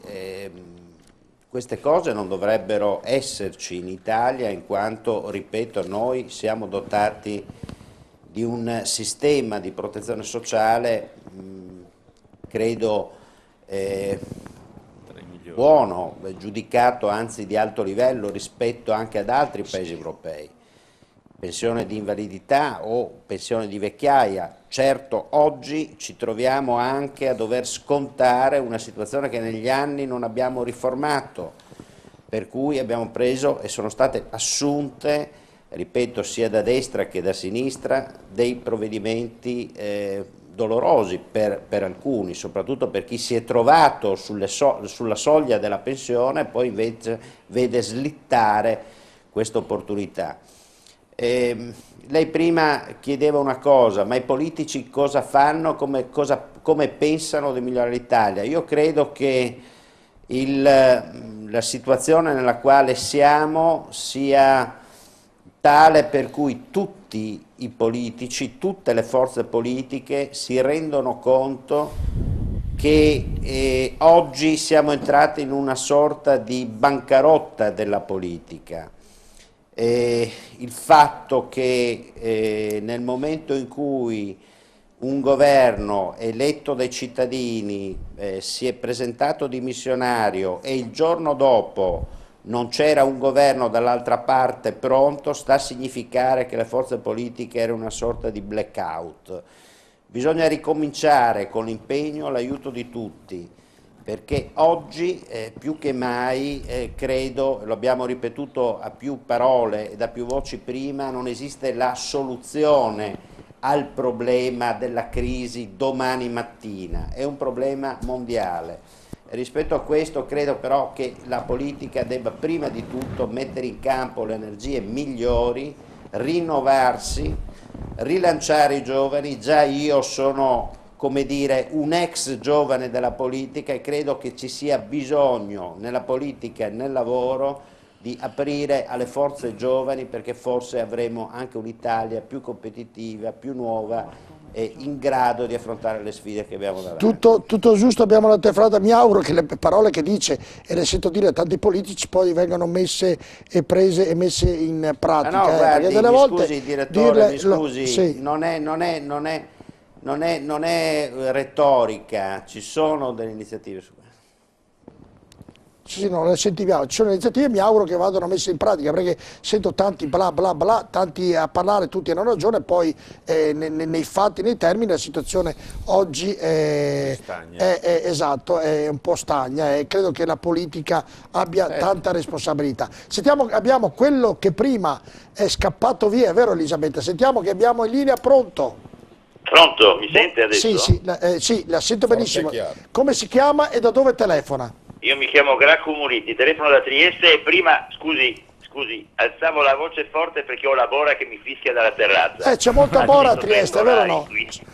Oggi avevamo la nostra inviata che noi abbiamo il telegiornale del Friuli che stava facendo il servizio a Trieste e ci diceva appunto che c'erano difficoltà perché c'è molta Bora a Trieste, dunque... Sì, no, ma si sente il rumore, lo sbattere delle persiane. Sì, non stia tanto a alzare il microfono perché altrimenti arriva anche da noi la Bora e qui viene fuori un pandemonio. Sto scherzando, prego per ogni modo, andiamo avanti. D'accordo. No, il mio punto di vista è che tanto sposterei il discorso dei politici sono i responsabili. I politici non sono responsabili, i politici sono transeunti, oggi ci sono, domani non ci sono. Questo vale per il Presidente della Repubblica come per qualsiasi altro. Non sono una classe, non sono una casta, sono persone che rappresentano l'elettorato. Questa è la Repubblica. Per quanto riguarda la questione del lavoro, il mio punto di vista, io ho un'esperienza di sindacalista, di dipendente precario o non precario. Io l'articolo 18 non ho mai visto in vita mia, per mia sfortuna, e ritengo che sia stata una grande vittoria del sindacato. E l'articolo 18 non si può toccare, secondo me, perché è l'unica garanzia che esiste per una grandissima categoria, che è quella dei lavoratori, che sono degli operatori economici, perché il lavoratore è un operatore economico fino a prova contraria, che deve essere tutelato tanto quanto le imprese, né più né meno. E questo è il punto strategico. Per quanto riguarda la questione se c'è il lavoro o non c'è il lavoro, noi dovremmo vivere in un mondo dove il concetto di welfare state, lo stato del benessere, dovrebbe essere diffuso. Se un impresario guadagna tanti soldi, se uno ha la pensione di 90.000 lire al mese, di 90.000 euro al mese come diceva prima, o 40.000 come nel caso Amato, quella pensione deve essere colpita dalle tasse fino al punto che invece di averne 40 resti con 5, perché c'è qualcosa nella ridistribuzione dei guadagni che non funziona. Ecco, questa è la strada. Diversamente dire che le imprese devono provvedere, è lo Stato che deve provvedere. Ci sono due grandi teorie che dovrebbero essere ancora utili di questi tempi, il dirigismo e il liberalismo. Nel liberalismo contro la persona, nel dirigismo invece contro lo Stato. Ma io vorrei ricordare che le fortune del Veneto e della Lombardia sono state fatte al tempo del cameralismo, nel 1700, quando il problema di fondo era che il principe aveva l'interesse che tutti i suoi sudditi lavorassero per poter incassare le tasse con le quali poteva mantenere il potere sullo Stato. Certo. Queste sono cose tramontate, però funzionano così. La questione della Germania, se la Germania ha un'economia diversa dalla nostra, Tracco un po' rapidità perché... quadri intermedi. Quindi se noi vogliamo, se si vuol fare qualcosa di diverso, è necessario che lo Stato provveda con delle iniziative e con le opere pubbliche di grande rilievo, compresa quella discussione del canale, no, del ponte di Messina. Perfetto Cracco, signor Cracco, perfetto, continui. Perfetto, grazie, continui a seguirci, chiedo a tutti i telespettatori, noi passiamo le telefonate, fate le domande ai ospiti o le considerazioni brevi perché davvero altrimenti non possiamo passare le telefonate. Professor Manocase, le faccio una domanda così quasi tipo un gioco, diversa da quella di Batto. Lei è la bacchetta magica, domani c'è da sistemare o sono da sistemare questi 2,5 milioni di giovani o di persone che sono disoccupate, cosa farebbe? Una domanda difficile oppure sarà bacchetta? No, non è una domanda difficile, intanto non c'è una bacchetta magica. Facciamo finta. Noi abbiamo, la nostra azienda Italia è stata depauperata delle grandi aziende, perché in parte l'ultima Parmalat se la sono comprata, le altre le abbiamo autodistrutte noi, compresa la Fiat. Allora la Fiat dal 1945 al 1995 è costato al governo italiano 250.000 miliardi di vecchie lire, 250.000 miliardi di vecchie lire. Cioè, ci potevano regalare un'auto a testa. Ma questo faceva parte di un gioco delle parti dove in quel momento la politica portava in quella direzione. Cosa voleva dire? Voleva dire che la Fiat per 3 mesi faceva iperproduzione, poi metteva 3 mesi in cassa integrazione, prendeva i soldi, lo Stato manteneva gli operai in cassa integrazione e poi riprendeva la produzione. Questi sono i giochi, ne dico una, ma ce ne sono stati migliaia. Come si faceva l'aiuto dei paesi in via di sviluppo, no? Quindi l'Africa. Si esportavano i prodotti di magazzino, cioè lo Stato comprava tutto quello che aveva in pancia la Parmalat, per tornare sul vecchio discorso, e lo regalava e pagava questa cosa. Queste sono state le aziende italiane. Le aziende italiane, per un certo tipo di politica, dal dopoguerra in poi, è stato un governo, una serie di governi di assistenza alle aziende. E le aziende non sono riuscite... gestite male le aziende? Come? Ma perché faceva questo? Perché erano gestite male le aziende? No, perché si è creato un circolo vizioso attraverso il quale le aziende non si sono sviluppate, non si sono confrontate col mercato. Tutto arrivava, lo Stato aiutava e quando queste aziende erano in defiance, no, le assumeva, le irizzava, le rimetteva a posto coi propri denari, vedi Motta, Alemagna, poi le privatizzava a 4 lire, quindi chi le comprava trovava un'azienda rimessa a posto. E questo non è, attenzione, questo non è fare mercato, questo non è creare aziende che sono in grado di affrontare i mercati internazionali. E quindi un po' alla volta ci siamo autoimplosa l'economia italiana. Oggi ne paghiamo i frutti. Allora, che grandi aziende ci rimangono? Noi abbiamo 2 problemi. Uno, che sono la maggior parte delle aziende che funzionano in Italia sono medio-piccole. Le aziende grandi abbiamo visto che fine stanno facendo.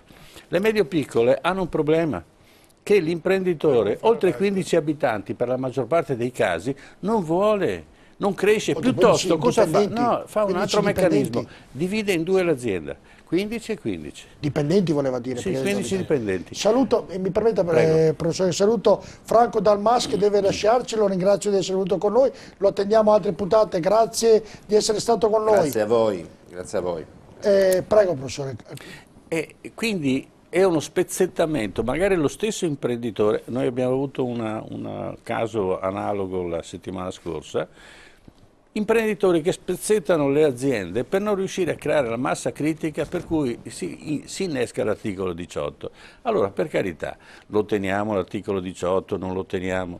Bisogna affrontare senza ideologia il futuro di questa Italia. Primo, a tempi brevi, perché abbiamo una persona qui che ha necessità di lavorare domani mattina, bisogna trovare le soluzioni e ci sono le soluzioni, ripeto, ci sono, ma bisogna che ci sediamo attorno a un tavolo, imprenditori, sindacati, tutti quelli che i politici che appartengono a questa Italia e decidono di fare delle regole che siano sufficienti a superare tutti i problemi. Seconda cosa, bisogna progettare a tempi lunghi. Io adesso dirò una cosa che lascerà forse un po' sbigottiti. Marchionne è vecchio, non nel senso dell'età, sta producendo vecchiume, produzione vecchia. Non ci sono, come diceva prima il nostro ospite, non ci sono motori elettrici, la Fiat non sta sviluppando la tecnologia. Allora ci sono 2 cose, uno è l'immediato e poi il futuro, bisogna programmarlo adesso per i prossimi 10 anni. Non è che possiamo inventarcelo tra 10 anni e quindi bisogna fare tutti quegli sforzi e aiutare le aziende a fare gli sforzi di investimento. Ma l'investimento non basta, i soldi non sono indispensabili ma non sufficienti. Bisogna che ci siano anche le teste dentro le aziende e qui è la scuola che ha bisogno di mettere fuori delle teste, di creare i cervelli. Ma attenzione! Io faccio un esempio del Marconi, io cercavo, adesso ho seguito altre strade, dei tecnici elettronici perché noi lavoriamo al 99% tutta la nostra tecnologia elettronica. Io sono andato a vedere i laboratori, parlo di 15 anni fa, 20 anni fa, ai nostri istituti tecnici. Hanno delle attrezzature che non sono più in uso da 40 anni. hanno delle cose. Quando mi presento le mie attrezzature, cioè le nostre macchine che costano 30-40 mila euro, una macchinetta, un analizzatore di spettro grande così, non sanno neanche toccarlo, non conoscono come utilizzarlo, quindi vengono addestrati su tecnologie che non esistono più. È un museo, la scuola italiana è un museo e non possiamo creare intelligenze nuove. Gagliardi. Intervenga Gagliardi, perché poi mi dice lei io non parlo, io la faccio parlare, però lei mi dia una mano. Io sono d'accordo su tutto quello che è stato detto, sul problema che il problema che ci troviamo di fronte è quello effettivamente anche di una scuola che ha funzionato male. Ma io ritorno, e qualcuno prima l'ha detto, a dire che se noi vogliamo che qualcosa funzioni bisogna investire. Cioè, è giusto quello che dice lei. Noi abbiamo dei laboratori obsoleti che fanno lavorare gli studenti su degli strumenti, attrezzature, strumenti di 40 anni fa, ma perché questo la scuola, lo Stato, visto che si chiama pubblica istruzione, io dico questo, non c'è mai stata una continuità di investimenti, di tenere aggiornati. La correggo, gli investimenti ci sono stati, ma siccome il meccanismo era clientelare, si sono comprate cose stravecchie. Mi ricordo dei telescriventi all'epoca di 40 anni fa, 30 anni fa, forse meno. Questa è una signor De Benedetti ha cacciato. Questa è un'altra cosa. Sono state messe in fondo al magazzino. Queste sono le aziende italiane. Però mi scusi, torniamo sempre al discorso di prima, che sicuramente non è stato a creare questo sistema di parcheggiare delle robe già obsolete a vendere al pubblico o alle poste. Io mi ricordo avevano degli strumenti molto lentissimi, mi viene da pensare, ma sicuramente non sarà stato sicuramente la società e sicuramente non il sindacato, visto che qualcuno prima parlava pure che le sue colpe il sindacato ce l'ha. Molto probabilmente alcune scelte sono state fatte da quella che si chiama politica. E quindi abbiamo visto dove è finita anche la Prima Repubblica, i politici della Prima Repubblica. Quindi io vorrei tornare al discorso di prima, partendo dal presupposto che manca il collegamento sicuramente tra la scuola e il mondo delle imprese, che manca sicuramente un buon collegamento tra la domanda e l'offerta di lavoro che non funziona. Doveva iniziare a funzionare bene con la privatizzazione. La legge 30, il 276 prevedeva che le agenzie per il lavoro sono parte attiva dell'incrocio tra domanda e offerta di lavoro, però è dal 2003 che questa riforma è stata fatta, siamo nel 2002 e questo non ha funzionato, vuol dire che c'è qualcosa che non va, voglio dire. Quindi io credo che non è... poi oggi però ci sta passando un'altra cosa, che il problema per cui non si cresce, perché non si assume, è l'articolo 18. Evviva. Qualcuno diceva che l'articolo 18 va a toccare il 30% del sistema produttivo italiano. Quindi in Veneto ancora di meno, perché le aziende piccole che abbiamo in Veneto, cioè la media delle aziende che abbiamo in Veneto è molto più bassa come numero di addetti, 6-7. Quindi io non credo che sia stato che l'articolo 18, che eliminando l'articolo 18 tutto in un tratto in questo paese si ricomincia a costruire posti di lavoro. Anzi. E poi io faccio una domanda, mi faccio una domanda io, me la so fatta prima sentendo il telegiornale. Cioè, se non c'era l'articolo 18, secondo voi l'azienda di Carmignano che produce pannelli fotovoltaici, che da lunedì ha licenziato 80 persone, secondo voi, se non c'era l'articolo 18, quell'azienda continuava lo stesso a produrre o avrebbe chiuso lo stesso? Perché è mancata una politica, come dire, se tu togli gli incentivi, i tedeschi sono venuti in Italia, hanno investito, ti hanno aperto una fabbrica per produrre pannelli solari, pensando che si poteva fare una politica di scelte sul discorso dell'energia, come è successo in Germania. Qualcuno all'inizio lo diceva in Germania si va, c'è di tutto, c'è pane, olio. Allora, se si continuava su quel tipo di politica, anche da noi ci sono ferme però. Scusi, se si continuava su quel tipo di politica, invece di andare a pensare al nucleare, alla riconversione di centrali elettriche a carbone Io penso che alla fine sicuramente quell'azienda ancora c'era, quindi quegli 80 posti di lavoro ce l'avevamo. Sulle palle eoliche. Rapida professore telefonata, prego. Prego.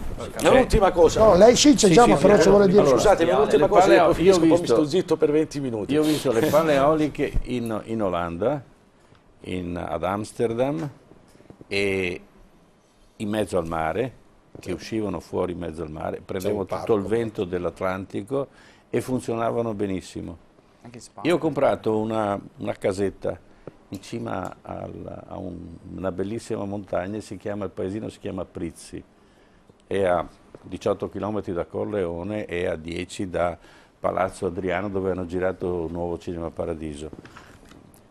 L'anno scorso sono tornato, vado periodicamente, e ho trovato tutta la vallata dietro questo monte che era pieno di pale eoliche. Ferme. La differenza era una, che non riuscivo a capire perché alcune pale eoliche fossero rivolte verso est, alcune verso nord e alcune verso ovest. Dico, possibile che in quella zona il vento arrivasse da tutte le direzioni?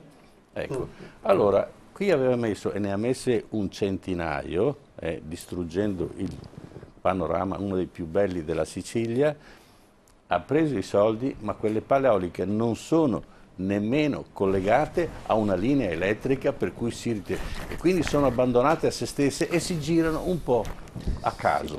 Allora questa è la differenza tra il mondo del nord europeo e il mondo italiano, e non è possibile che non ci sia una situazione che qualcuno intervenga in maniera massiccia e soprattutto che queste cose non si conoscano, perché abbiamo dei giornali che le notizie non ne danno mai. Prego. Ho la telefonata, aggiungo, io in Puglia le ho viste ferme, Gagliardi, le ho viste ferme proprio. Ho la telefonata, poi vengo, perché abbiamo ancora molte e devo accontentare anche i nostri telespettatori. Sentiamo che abbiamo in linea, pronto? Io le ho viste girare. Pronto? Buonasera, con chi parliamo e da dove? Con Adriana da Colfetta del Montello. Siete molto indisciplinati, però fate una confusione voi che non si capisce niente. Siete molto indisciplinati perché non si capisce niente e parlarvi continuamente. Bene. Io volevo dire una cosa. Al lavoro cercasi magari noioso purché fisso, io lo tradurrei a lavoro cercasi magari noioso purché continuo, anche se non si fa sempre lo stesso lavoro, ma se si ha la possibilità di cambiare, mi sembra che sia anche più soddisfazione. E per quanto riguarda, ho sentito dire che la scuola professionale è degradante, io direi proprio di no. Chi mettiamo a lavorare?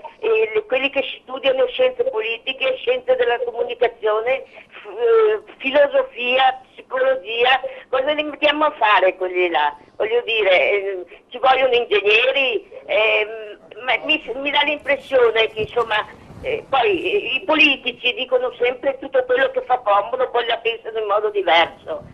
Avrei altre cose da dire, mi fermo qua, grazie. No, grazie signora, avete visto? Fermi professore, avete sentito che ci ha ripreso, perché se parlate uno sopra l'altro non si sente a casa. E io scarico, faccio come i politici, scarico la colpa a voi, però ve lo dico. A terminare poi abbiamo un'altra telefonata, poi ho filmato a farvi vedere un servizio. No, perché volevo fare una sintesi. Cioè, il fatto che c'è qualcosa, che c'è il furbo, che sperpera il denaro pubblico perché lo dà in robe che poi alla fine, come le pale eoliche, che non erano più collegate a nessuna centrale elettrica. Questo nulla toglie che l'utilizzo delle energie alternative sarà, come dire, tra virgolette, il futuro per quanto riguarda l'energia pulita. Poi se vogliamo fare un altro discorso diverso, però io credo che è meglio avere 50 pale che girano e non avere delle centrali a carbone che inquinino, perché però poi nessuno la vuole. È una questione statistica che il professore mi aiuterà. In Italia la statistica diventa sempre negativa, non ho capito perché qui parliamo di etica, Io sono d'accordo con lei su questo, quindi bisogna intendere, ma Come nulla no, toglie, di regole, nulla toglie che solo perché c'è qualcuno che fa il furbo io devo negare una cosa. No, io sono d'accordo per le paleoliche. Anche perché bisogna fare la guerra alla mafia se non fanno funzionare, perché è un po' come le spazzature quindi, a Napoli, poi per rispondere succedono questi meccanismi per cui bisogna fare la guerra. Gentilmente chiedo ma uno alla volta. Lo Stato non si deve arrendere a chi fa le cose come non diceva bisogna lei fare la prima, guerra ai appunto. magistrati che combattono la mafia, perché ormai anche questa è una bella storia che dura da 60 anni. Abbiamo telefonate, abbiamo molte cose ancora da farvi sentire. Sentiamo che abbiamo in linea. Pronto? Sì, pronto? Buonasera, con chi parliamo e da dove? Buonasera. Allora, io mi chiamo Sara e da Verona. Prego. Allora, io ho 27 anni. Quanti? Io ho 27 anni. 27? Ho un bambino di 2 anni. Si chiama Daniele. Mio marito è morto un anno fa. Allora, io sono sola, non c'è nessuno che mi aiuta. Fino all'anno scorso il mio comune di appartenenza e quando sono venuto dopo mi davano i buoni in pasto. Adesso non mi danno più stata a gennaio che Mi sembra, mi aspetti, davano, non me ne danno Sara, più. signora Sara, Io mi sembra, aspetti, mi sembra di riepilogare perché no, lei è una signora che ha 26 o 27 anni, ha un figlio di 2 e è vedova perché il marito è deceduto. Sì, allora un'altra cosa. Allora, io sono invalida e disoccupata anche. Mi è arrivata da pagare la bolletta del gas di 320 euro. Se non la pago entro domani me lo tagliano. Rimane passato io e Daniele, mio figlio. Mi dica lei come posso fare? Che mi sono già arrivati già 3 raccomandati. Stia in linea, Sara, signora Sara, stia in linea. Piron, questo è un fatto grave, insomma credo che in questo caso... Mi dica lei come posso fare? Io lascio il mio numero di telefono anche in diretta, non me ne frega. No, il suo numero, no, Sara, stia attenta signora Sara, il suo numero di telefono noi ce l'abbiamo. Io mi impegnerò lunedì a parlare con il suo comune di appartenenza, adesso lascio il recapito alla Elisabetta e qualcosa si deve fare, se la storia... Me lo tagliano, se domani me lo tagliano, se non lo pago entro mezzogiorno. Che comune è Sara? Che comune è? San Giovanni, Lupatoto. San Giovanni di Lupatoto in provincia di Verona. Lupatoto in provincia di Verona. Di Verona. Però domani è festa, di sabato e domenica non la potranno tagliare, verranno lunedì. Ha detto che il termine scade domani, perché mi sono già arrivato Il termine, ma signora, il termine è domani, però vedrà che non verranno domani a tagliare il filo. È scaduto da tempo, ma io lo spero, perché sennò io chiedo aiuto anche se c'è qualcuno in diretta che sta ascoltando la mia telefonata, dato pure il mio numero. Certo, il numero ce l'abbiamo, cercheremo lunedì e mi impegno appena rientro in televisione di chiamare il suo comune o l'azienda gas se può fare qualcosa nel caso su specifico vista la situazione che è venuta a trovarsi. Grazie della telefonata. Però mi sembra sono casi drammatici della vita, un po' sfortunata.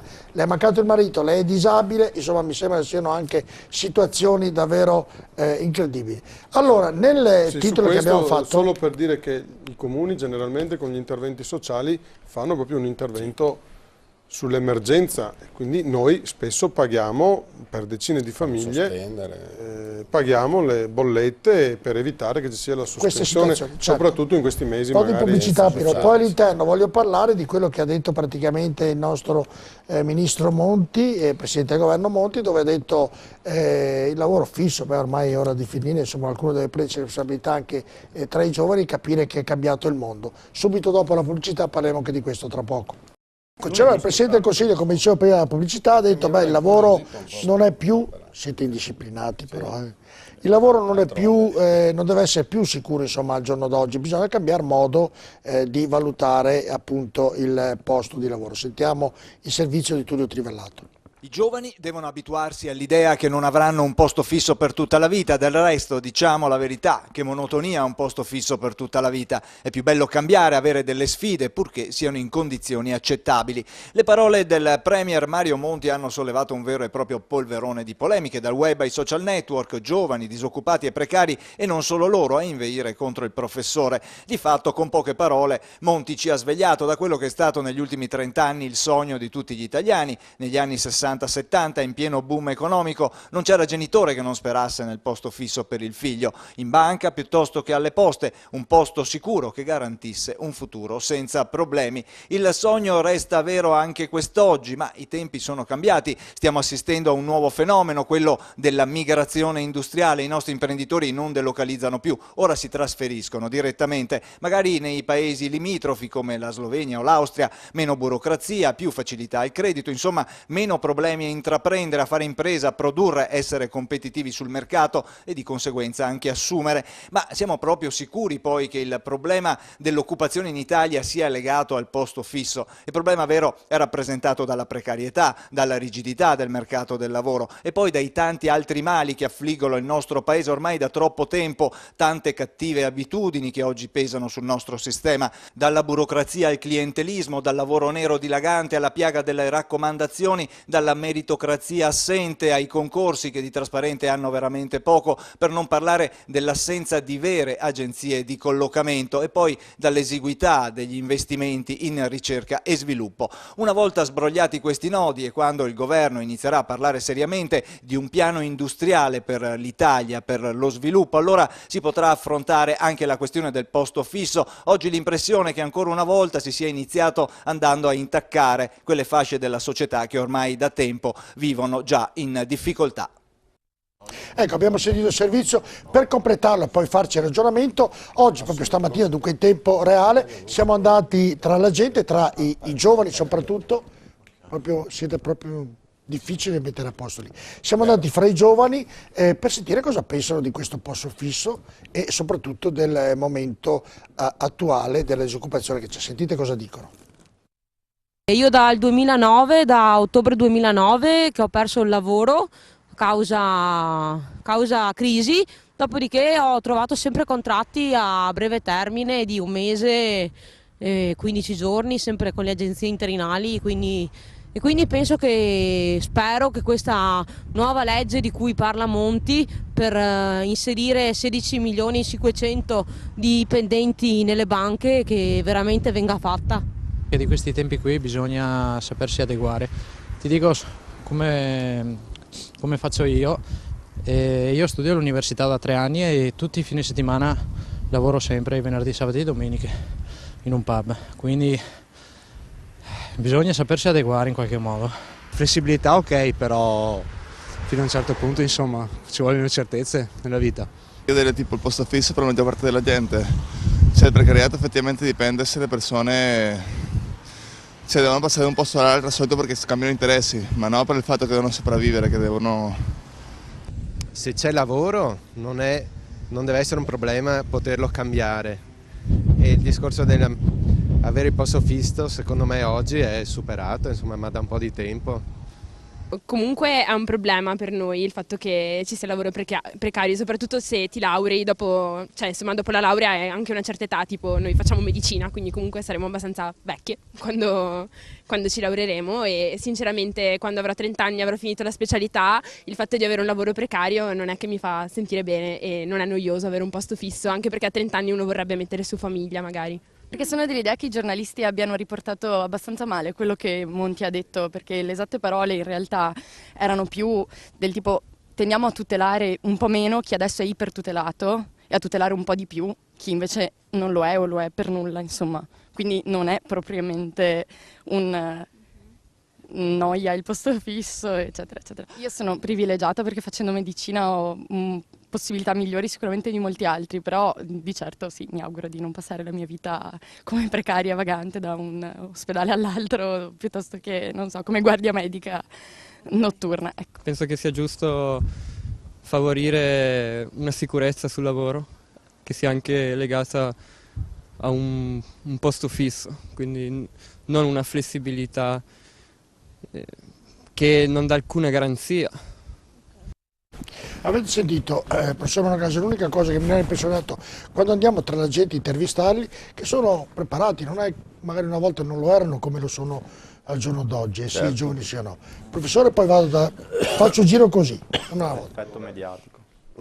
Intanto vorrei spezzare una lancia per Monti, chiaramente in una frase non si può condensare tutto un pensiero, tutta una filosofia. Una parte di quello che ha detto è giusto, l'ha detto in maniera succinta, cioè oggi la tecnologia viaggia a una tale velocità per cui bisogna sempre essere aggiornati. Faccio un esempio banale che è di questa azienda. Questa azienda ha cominciato a produrre con un materiale tradizionale, la pellicola. Noi producevamo film per mandare in televisione perché le telecamere 42 anni fa non esistevano. E ancora adesso abbiamo il nostro magazzino, abbiamo il nostro museo dove abbiamo le giuntatrici, no? Per la pellicola, e noi facevamo film, poi si mandavano in onda, i servizi non erano fatti come adesso ed era una cosa molto più complessa. Poi è arrivato l'analogico, quindi il nastro famoso, e abbiamo cominciato a imparare a usare il nastro. Adesso siamo in digitale, siamo produttori di tecnologia in digitale, uno dei nostri clienti è Al Jazeera. Stiamo fornendo, questo per capire le scuole in Europa come funzionano, scuole francesi, licei francesi che chiedono tecnologia per insegnare ai giovani l'utilizzazione dell'audio e del video. Cioè i francesi hanno capito che il futuro, uno dei linguaggi importanti del futuro è la capacità di gestire l'audio e il video e non subirlo come succede. Quindi sono al liceo. Noi abbiamo che alcune università insegnano questo settore, che è importante perché se noi vediamo tutto quello che passa su internet, su quello che viene esistito dalle reti televisive, la maggior parte della nostra giornata passa dietro un video. Allora, Monti ha detto giustamente che bisogna che i giovani si adattino a cambiare o aggiornarsi, perché poi la frase è più complessa. Bisogna che non solo il posto fisso, perché può essere che quel posto, quel tipo di lavoro si estingua, non ci sia più, e quindi il fatto che i giovani, che poi diventeranno più anziani, ci siano dei momenti di aggiornamento. Fortuni. Volevo dire questo intanto, che ci vuole una scossa, insomma, perché sentire questi ragazzi che abbiamo sentito impegna tutti noi a una grande responsabilità. Cioè quello che abbiamo sentito non è una contrarietà, non è l'urlo contro, non è una disperazione, è dire siamo anche disponibili a passare da un posto all'altro, ma purché ci sia l'altro posto. Allora insisto sul tema, la tutela nel mercato del lavoro, non solo nel posto di lavoro. Io lascio stare l'articolo 18, non siamo d'accordo e basta, insomma non ci sono le condizioni, ma cosa vogliamo da questa gente che lavora? Le pensioni allungate? Le tasse le pagano fino all'ultimo cento e avanti, sicurezza sul lavoro che non sempre c'è, contratti con salari molto bassi. Ma vogliamo scherzare? Ma dove vogliamo tirare la gente, la classe lavoratrice che ancora così è? Dove vogliamo tirarla? Questa che ha costruito questo Veneto. Allora un passo alla volta. Può darsi che più avanti nessuno si ricorda neanche più dell'articolo 18, ma quello che voglio per davvero segnalare è che se non c'è una tutela, quando si è fuori, quando si è tra un posto di lavoro e il prossimo posto di lavoro, non posso lasciare nell'incertezza un giovane, uno che vuole costruirsi una famiglia via. Su cos'è che fonda la sua famiglia? E c'è stato un calo demografico dei giovani, c'è una situazione di precarietà, 840.000 posti di lavoro, 840.000 assunzioni l'anno scorso. Come sono state fatte? 103.000 in Veneto, 103.000 tempo indeterminato, quindi quelli dell'articolo 18 dopo tutto sommato, tempo indeterminato. 42.000 sono contratti a causa mista che aveva citato prima l'amico qua del NIDIL. 391.000 sono assunzioni a termine. Quindi vuol dire che dopo magari si trasformeranno, molte si trasformeranno. E 124.000 sono in somministrazione, ma sono missioni, sappiamo che sono 124.000 missioni, corrisponderanno a 80.000 lavoratori, sì o no? 71.000 sono a chiamata ed è un lavoro temporaneo, il ragazzo che diceva io vado al pub e via, però si impegna. E avanti così, questo per dire cosa? Tirocini sono passati quasi a 26.000, i tirocini sono l'apertura verso il mercato del lavoro. Allora io dico questo. Abbiamo chiesto un anno fa disperatamente alla Regione di fare un tavolo per lo sviluppo, per quello che si può fare per lo sviluppo. Per fare sviluppo bisogna che siano politiche europee, nazionali e anche venete, viva Dio, perché si possono fare delle scelte, ma quello che possiamo fare noi, cioè l'intervento sul mercato del lavoro, lo dobbiamo fare sapendo che se tutti quanti pagassero le tasse, quindi prima si è detto ma non basta, ma se le pagassero avremmo quelle risorse che negli altri paesi, ho citato la Danimarca prima, ma basta che citiamo anche la Germania e anche la Francia per Dio, perché questi proteggono i lavoratori dando una riqualificazione quando sono fermi e riconsegnandoli in un altro posto di lavoro. Il lavoro è la benzina del Veneto, è il nostro petrolio. Noi non abbiamo altro, abbiamo questo. Bisogna però che anche chi si mette in gioco per il lavoro sappia che c'è l'intelligenza, ma anche l'intelligenza delle mani. Prima mi scuso, ho sbagliato un dato, era 39% Borile, No, infatti mi hai guardato male. L'ho guardata male, però detto, mi sembra un leggo po'. allora così non sbaglio, perché abbiamo fatto un progetto con gli istituti professionali di fare 100 sperimentazioni, 100 cluster in giro per l'Italia, proprio con gli istituti professionali, cioè avviare, orientare verso gli istituti professionali. Perché? Perché non è che uno che va a fare l'istituto professionale diventerà il ragazzo di bottega a vita, ok? Leggo, negli anni tra 70 e 80 infatti il 39% dei giovani che sono usciti dagli istituti professionali a 10 anni di distanza, il 39%, non 70, sono diventati imprenditori. E guardate che è vero, provate a guardare quanti di chi ha... Fortuni, sono quasi in chiusura. Allora, finisco dicendo... Noi abbiamo impegnato la Regione, gli industriali, gli artigiani, il commercio che gestisce, con commercio gestisce anche il turismo, perché da 36 milioni di turisti che vengono è stimato che in Veneto ne possono venire 60 milioni.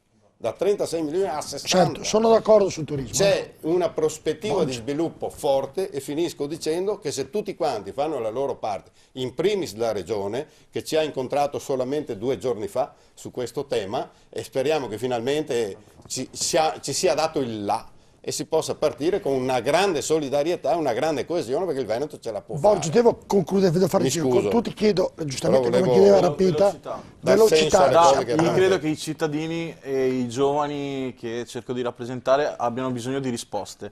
Una prima risposta riguardo alla regione che diceva Fortuna, il sindacalista. Per esempio l'assessore al lavoro, l'assessore Donazzan, è riuscita tramite una contrattazione con appunto un tavolo riguardo alla detassazione fino a 600 euro per gli apprendisti. Questo già è una risposta, giusto? È già una risposta importante.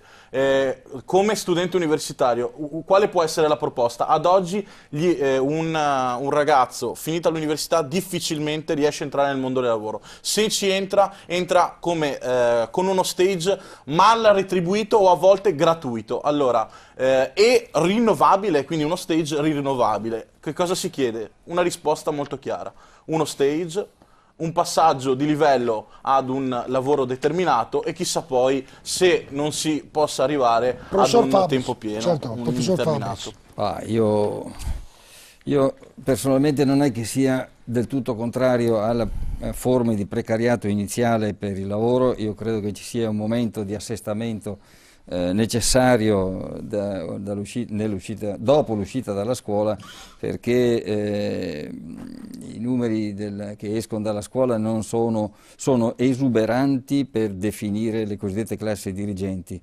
Ancora adesso abbiamo il 46% dei ragazzi di età 19 anni, il 46% del totale di 19 anni che si iscrive all'università. È chiaro che bisogna che la creazione della piramide nel lavoro abbia degli assestamenti dopo l'università, questo in generale. Poi io faccio un ragionamento sulla crisi, perché la crisi durerà, quanto durerà questa crisi? È eterna, è uno scalino della storia, oppure a un certo momento dovrà incanalarsi. Allora, se fosse una cosa praticamente duratura e fosse finito lo sviluppo di un certo tipo per il nostro Paese, credo che lo Stato debba intervenire in modo molto pesante anche per proteggere i giovani. Se invece è una cosa che entro un anno circa può anche cambiare, allora voglio dire, torniamo nella situazione iniziale nella quale una forma più liberale del lavoro può essere possibile.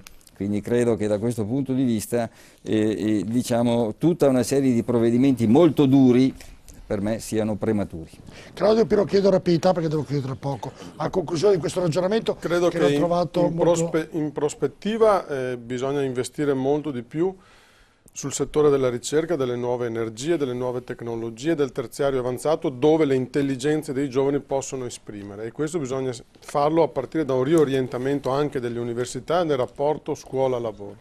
Poi una cosa che io credo abbiamo dimenticato e non possiamo permettercelo: lotta dura all'evasione. 120 miliardi di